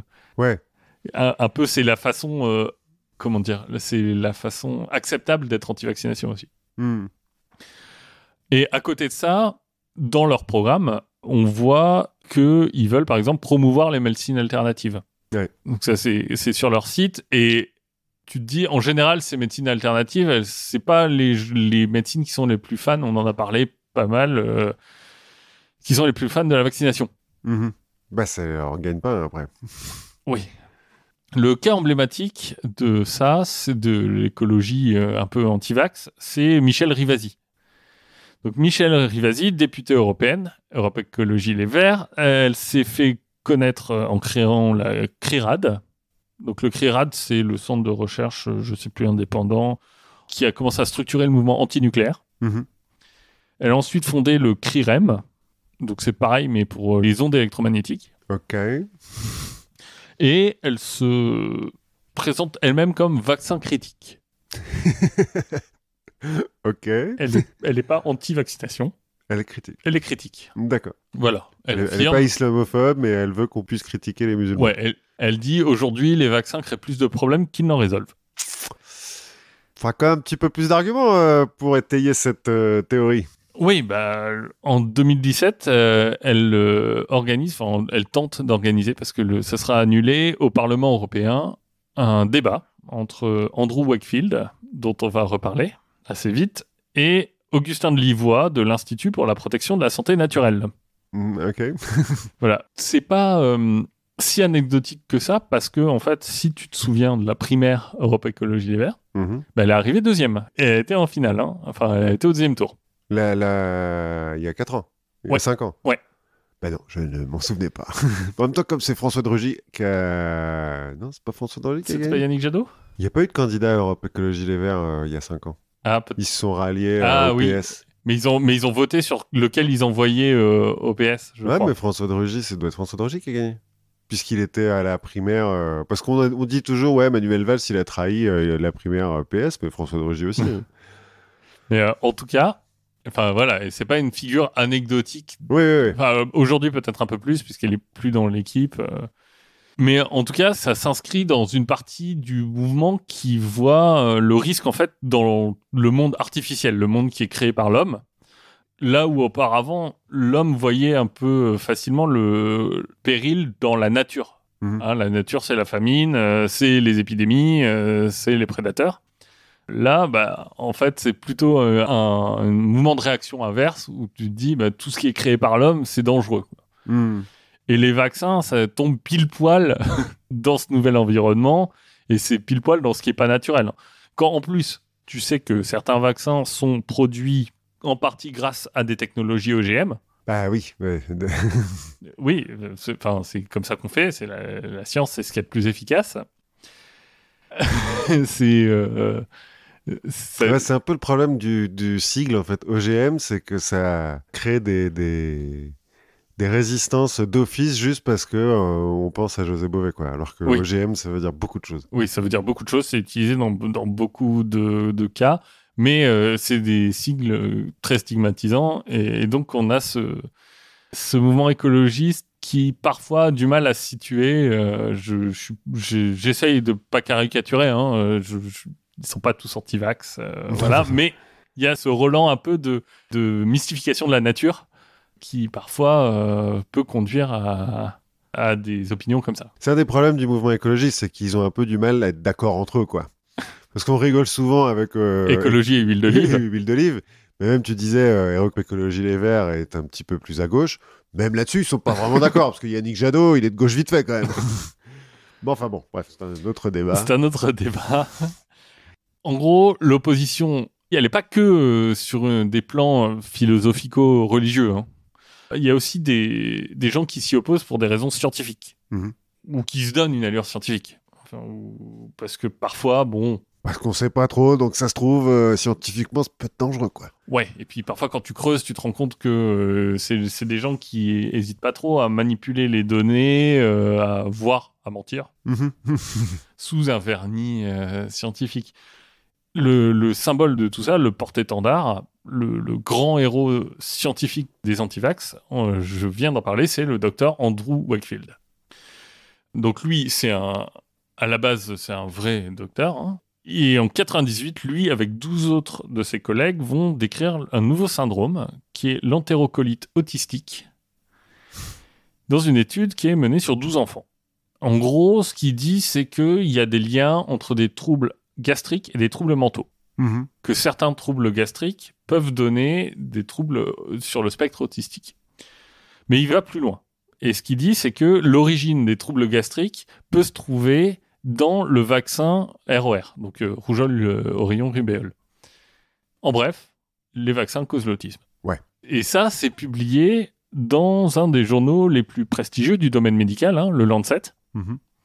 Donc, ça a un vrai vernis d'officiel, et tous les médias vont relayer la nouvelle avec toute l'inquiétude que ça peut provoquer. Et en oubliant les conditionnels. Et en oubliant... voilà, le conditionnel. Et après, on sait tous comment ça marche, hein, même s'il a été prouvé que le docteur a falsifié ses données, a truqué sa cohorte pour mettre en avant les résultats spectaculaires, même s'il a été prouvé qu'il a allègrement violé le cadre éthique de la recherche médicale en n'informant pas les parents des enfants du cadre de l'étude, même s'il avait été payé par un avocat qui se préparait à lancer un recours en justice contre la vaccination, même s'il avait lui-même déposé un brevet pour un vaccin monovalent contre la rougeole, même si son article a finalement été retiré de la publication, ce qui est très très très rare, et que lui a été radié de l'ordre des médecins, malgré tout ça, on continue à entendre parler aujourd'hui du lien entre vaccin et autisme, jusqu'à alors pas très récemment, mais jusqu'à récemment à la Maison Blanche. Oui. Mais comme en parallèle, il y a de fait une multiplication des cas d'autisme, notamment aux États-Unis, qui serait provoquée par les perturbateurs endocriniens. On se dit, regardez, on vaccine tous les enfants maintenant, il y a plus d'autistes, donc... Oui, et même les perturbateurs endocriniens, je ne sais pas si ça a été prouvé complètement. Pas complètement, c'est pour ça que j'ai dit serait, mais c'est le... Est-ce que c'est une corrélation Ça serait comment on dit, le suspect. Oui. En ce moment, c'est le suspect qui est le plus important, quoi. Ouais, parce que en fait, ce qu'il faut dire, c'est que le débat scientifique, il n'est pas totalement évident. Mm-hmm. Tu nous as raconté comment ça s'est fait, mais en gros, on est en passe d'y comprendre quelque chose depuis quelques décennies, un siècle grand maximum. Ouais, et encore maintenant, on comprend pas tout, hein. Il y a certains trucs qu'on comprend pas. Oui, voilà. Et encore aujourd'hui, il y a des choses qu'on ne comprend pas, et donc c'est des notions qu'on peut assez facilement manipuler, parce que qui restent floues qu'on ne comprend pas dans les détails pour les scientifiques, mais au niveau de la population générale, c'est des notions qui sont hyper floues. Par exemple, la notion d'adjuvant, dont je suis sûr que nos auditeurs ont entendu parler. Oui, c'est un mot. Entendu parler des adjuvants dans les vaccins. Non, mais on parle pas, par exemple, d'adjuvants dans les médicaments. C'est des sexipiants, c'est pas tout à fait pareil. Mais peut-être qu'ils savent pas, en gros, à quoi ça sert. Pour simplifier, alors t'en as déjà un peu parlé, mais l'adjuvant, c'est une substance qui va permettre de mettre en alerte le système immunitaire. Ça sert à provoquer une première réponse qui va mettre en alerte le système immunitaire, qui va venir et qui va trouver les substances qu'on veut lui faire découvrir. En gros, c'est pour dire, regarde ici, quoi. Ouais, le premier, là, le sel d'aluminium, pour provoquer une réaction inflammatoire. Ça existe depuis 1925. Oui. Mais aujourd'hui, on ne sait pas très bien comment ça fonctionne et quel serait leur lien possible avec des maladies auto-immunes. Mm-hmm. Comme c'est une partie qui est un peu obscure de la vaccination, avec des noms qui peuvent faire peur. Hein. Ah, on t'injecte de l'aluminium, on t'injecte du squalène. Dans le H1N1, ça avait fait une petite polémique à l'époque. C'est Il y en a un avec du mercure aussi, je crois. oui, mais enfin qui est plus utilisé qui est plus d'ailleurs. utilisé, le Thio, je sais plus quoi. Mais c'est des boucs émissaires assez faciles parce que c'est des noms compliqués qui font peur.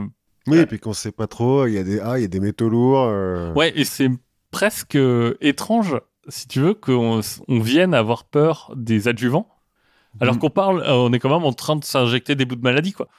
Mais alors, ce que je disais là, avec les vaccins les plus récents, ceux où on ne met que l'antigène ou que l'ADN ou que l'ARN, c'est que le danger est beaucoup moins grand, puisqu'il n'y a pas la maladie vraiment, quoi. Il y a juste Ouais, mais t'es en train de te transformer en OGM, du coup. Certes. Non, mais pareil. Ouais, mais la chance n'est pas nulle. ARN, t'es sur des technologies qui sont pas faciles à comprendre. Oui. Et faire des raccourcis comme ça, c'est hyper facile. Oui. Alors, tiens, parce que je l'ai pas dit et j'aurais peut-être dû, l'ARN, l'acide ribonucléique, ne rentre pas dans le noyau de la cellule et donc ne peut pas modifier votre ADN. Ce n'est pas possible. Ça ne marche pas comme ça. En plus, dans ce monde, un peu aujourd'hui où on est dans un monde de vaccination de masse, bah, il faut, pour bien appréhender les bénéfices ou les risques de la vaccination, il faut comprendre le rapport entre corrélation et causalité. On en parlait, c'est pas toujours évident. Même si intuitivement, tu vois, si une maladie se déclare juste après la vaccination, c'est la faute du vaccin. Ça paraît évident. Ouais. C'est un peu ce qui s'est passé dans une petite histoire très française, qui est l'histoire du vaccin contre l'hépatite B. Parce que 94, campagne massive de vaccination contre l'hépatite B. Ouais, moi j'ai été vacciné au lycée. Ouais, voilà, c'était le collège, ouais, je pense, plutôt. Et quelques mois plus tard, explosion du nombre de cas de sclérose en plaques. Donc la France a peur, et il y a de quoi, hein, parce que la sclérose en plaques, c'est pas franchement sympa. Non, et on la guérit pas. C'est une maladie auto-immune, c'est-à-dire que notre système immunitaire va se dérégler et attaquer des parties saines de notre corps. Il se retourne contre nous-mêmes, et en l'occurrence, il va attaquer la myéline, qui est donc la gaine qui protège les nerfs, donc ça va attaquer la myéline, puis les nerfs, et finalement, ça va provoquer plein de symptômes très différents qui vont globalement de l'incontinence à la dépression. Et puis à la paralysie. La paralysie. Alors, la maladie n'est pas mortelle, mais on ne sait pas non plus la soigner. Ouais. Et c'est la première cause de handicap chez les jeunes adultes. Bref. C'est pas top.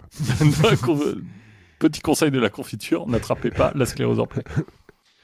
Le souci, c'est que la sclérose en plaques, on ne sait pas vraiment ce qui la déclenche.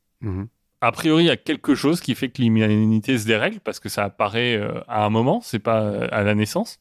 Mais on ne sait pas vraiment quoi.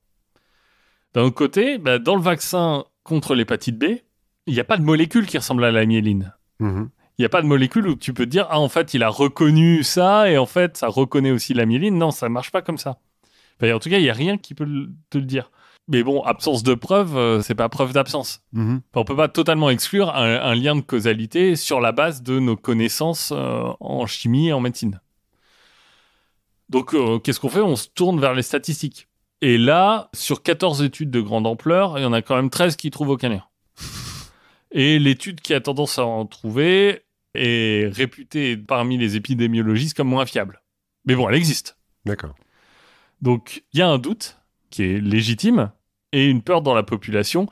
C'est un cas qui n'est pas officiellement, qu'on ne peut pas complètement trancher parce qu'on ne peut pas l'exclure. Ouais. Vraisemblablement, il n'y a aucun lien, mais ça se trouve, un jour, il y a quelque chose qu'on ne comprend pas et qu'on trouvera. Et quand tu dis explosion des cas de sclérose en plaques, c'est combien ?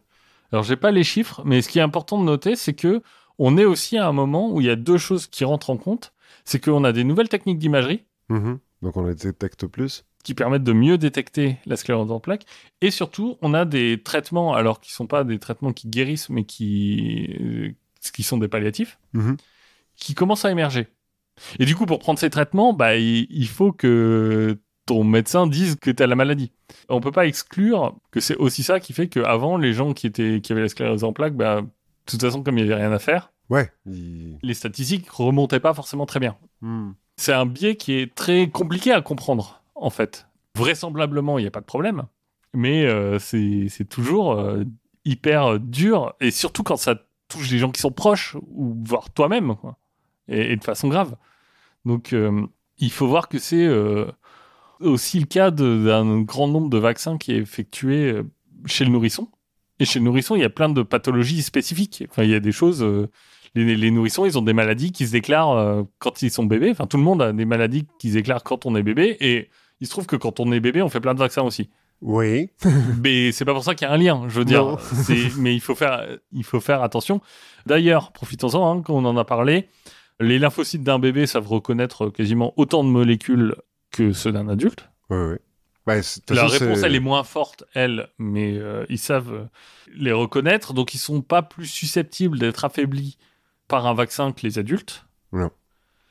Et en fait, on a, parmi les arguments anti-vax, on a quand même un argument qui est, mais regardez, les bébés, on leur fait 25 piqûres en 3 mois. Vous vous rendez compte, c'est l'histoire de la tempête de cytokines. Hein, Qu'est-ce que c'est que ça, cette histoire de tempête de cytokines? Bah, c'est de dire, on leur injecte en permanence, quand ils sont bébés, plein de substances qui les font réagir, et c'est pas bon, et il faut espacer, et il faut relâcher le calendrier vaccinal, il faut moins d'obligations. Et en fait, tu te dis, mais ok, mais compare le nombre d'injections qu'on fait à juste la naissance. Ouais.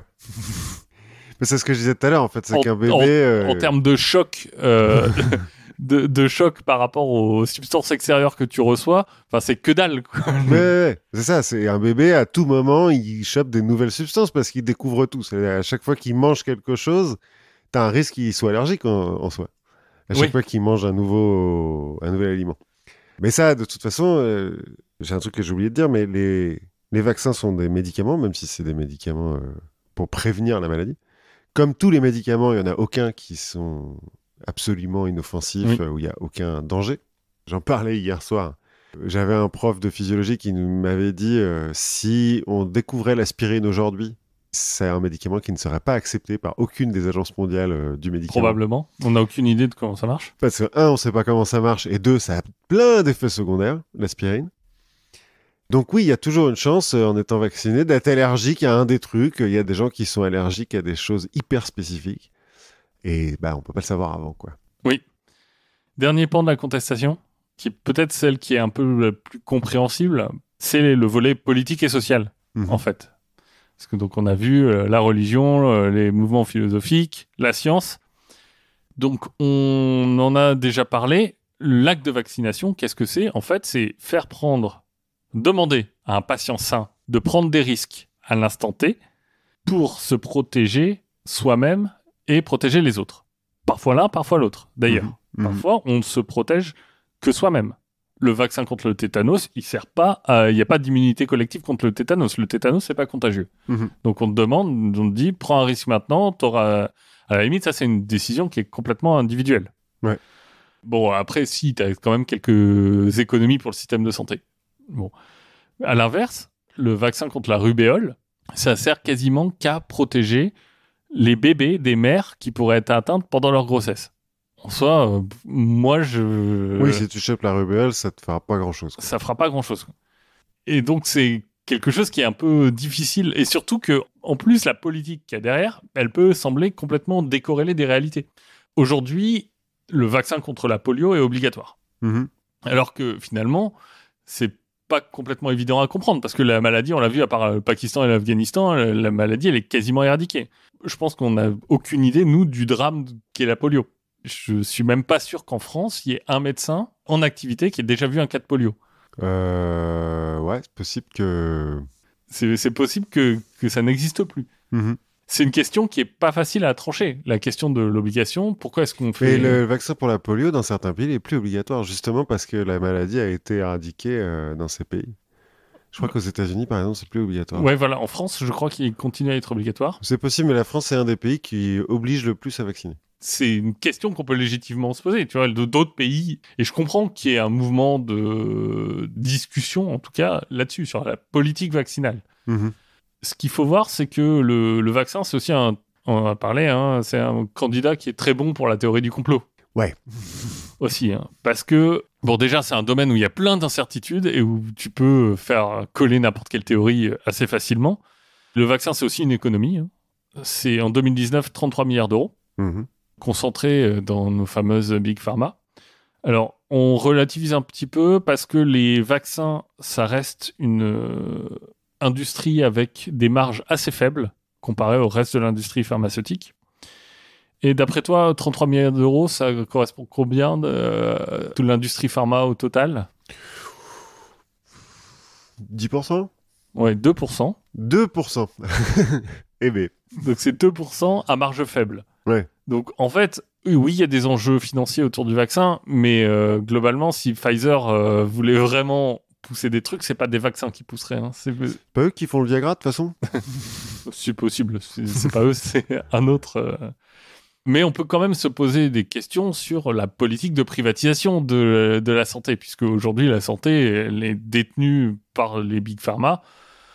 On peut se poser des questions. Enfin, je veux dire, c'est pas être anti-vaccination que se poser la question. Mhm. C'est pas être anti-vaccination que se poser la question sur la propriété intellectuelle, sur comment ça doit marcher, dans un sens ou dans l'autre, je sais pas, mais en tout cas, c'est des questions qui à la fois sont légitimes et à la fois peuvent servir là aussi de fauner pour des gens qui sont anti-vax pour d'autres raisons plus fumeuses, quoi. Ouais. Il y a certains des chercheurs que j'ai présentés et d'autres après qui ont refusé de poser des brevets sur leur vaccin en disant non, un vaccin c'est fait pour tout le monde et tout. Oui, ce qu'on peut comprendre, mais parce ils étaient dans une sphère complètement publique. Oui. Oui, c'était il y a longtemps. Et aujourd'hui, de toute façon, je pense que la majorité des vaccins continuent à être en partie basés sur des brevets publics. Bah, sauf qu'ils sont améliorés, hein, tous les vaccins. Ça Oui. fait longtemps que le vaccin contre la rage, on fait plus sécher des moelles épinières de lapin, hein. Et à part le BCG qui a pas vraiment changé, mais même si, parce qu'après, la souche c'est toujours la même, mais tu peux breveter beaucoup de choses en fait. Tu peux breveter juste le moyen de le mettre dans le flacon, quoi. Ouais, et en plus, si tu prends, donc c'est fait par des big pharma qui font de l'argent, et de l'autre côté, c'est des questions de politique.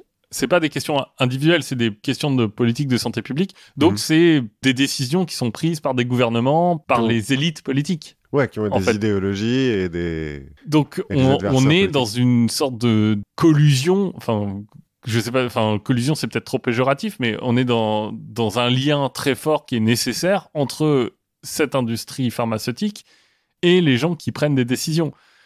Et forcément, ça, c'est aussi un truc qui est hyper propice au terrain complotiste. Ouais. Hein, parce que de toute façon, nos élites veulent nous contrôler.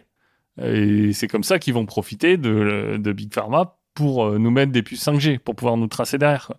Mais je veux dire, c'est un terrain qui s'entend assez bien, quoi. Et c'est marrant que c'est que depuis le début, puisque c'est Napoléon, je vois, 5 ans après la découverte de la vaccination, force tout le monde à se vacciner, quoi. Depuis le début, il y a un lien entre les politiques de santé publique, les élites, entre guillemets, enfin en tout cas les dirigeants, et la médecine, oui, mais la recherche médicale. On l'a vu, les arguments sont un petit peu déplacés, ils sont un peu modifiés, mais finalement, c'est à peu près les mêmes depuis le début, en fait. Les arguments de l'anti-vaccination sont adaptés au fur et à mesure de l'évolution du vaccin et du complexe vaccinal, on va dire. Mais finalement, c'est toujours les mêmes, quoi. Ouais. Depuis qu'on trouve que les saignées, finalement, c'était mieux que de frotter des bouts de bois dans le pu. Je suis content quand même qu'on le fasse plus avec du pu. On a quand même, alors j'ai pas détaillé comment les vaccins ont évolué, mais et la recherche médicale sur les vaccins et les difficultés pour mettre sur le marché un vaccin, parce qu'il faut qu'il y ait des réglementations hyper fortes, par rapport à l'époque où l'autre, il s'injecte son vaccin contre la peste, sur lequel il travaille depuis 3 mois, ou Pasteur et Jenner qui infectent de force des enfants pour voir si ça a marché. On a quand même fait du chemin et c'est vachement plus safe, quoi. Ouais. On va pas pousser des recommandations, voilà, mais je pense que vous vous doutez de quel côté on penche. Ouais. Donc prenez vos décisions, informez-vous, et puis continuez aussi à écouter des podcasts, non? Parce qu'on apprend des trucs. Nous, en tout cas, on a appris plein de trucs. Ah, ça, on a appris plein de trucs. Et on vous retrouve la prochaine fois. En attendant, continuez à soutenir le label Podcut via le Patreon. Venez nous engueuler sur le Discord parce qu'on a raconté n'importe quoi. et qu'on est soumis au grand capital. Ah ouais, tiens, d'ailleurs, j'ai oublié de dire qu'on n'était pas soumis au grand capital et que Big Pharma nous finançait pas. Encore. Ouais, j'ai besoin d'une voiture. Pfizer. À la prochaine fois. À la prochaine fois.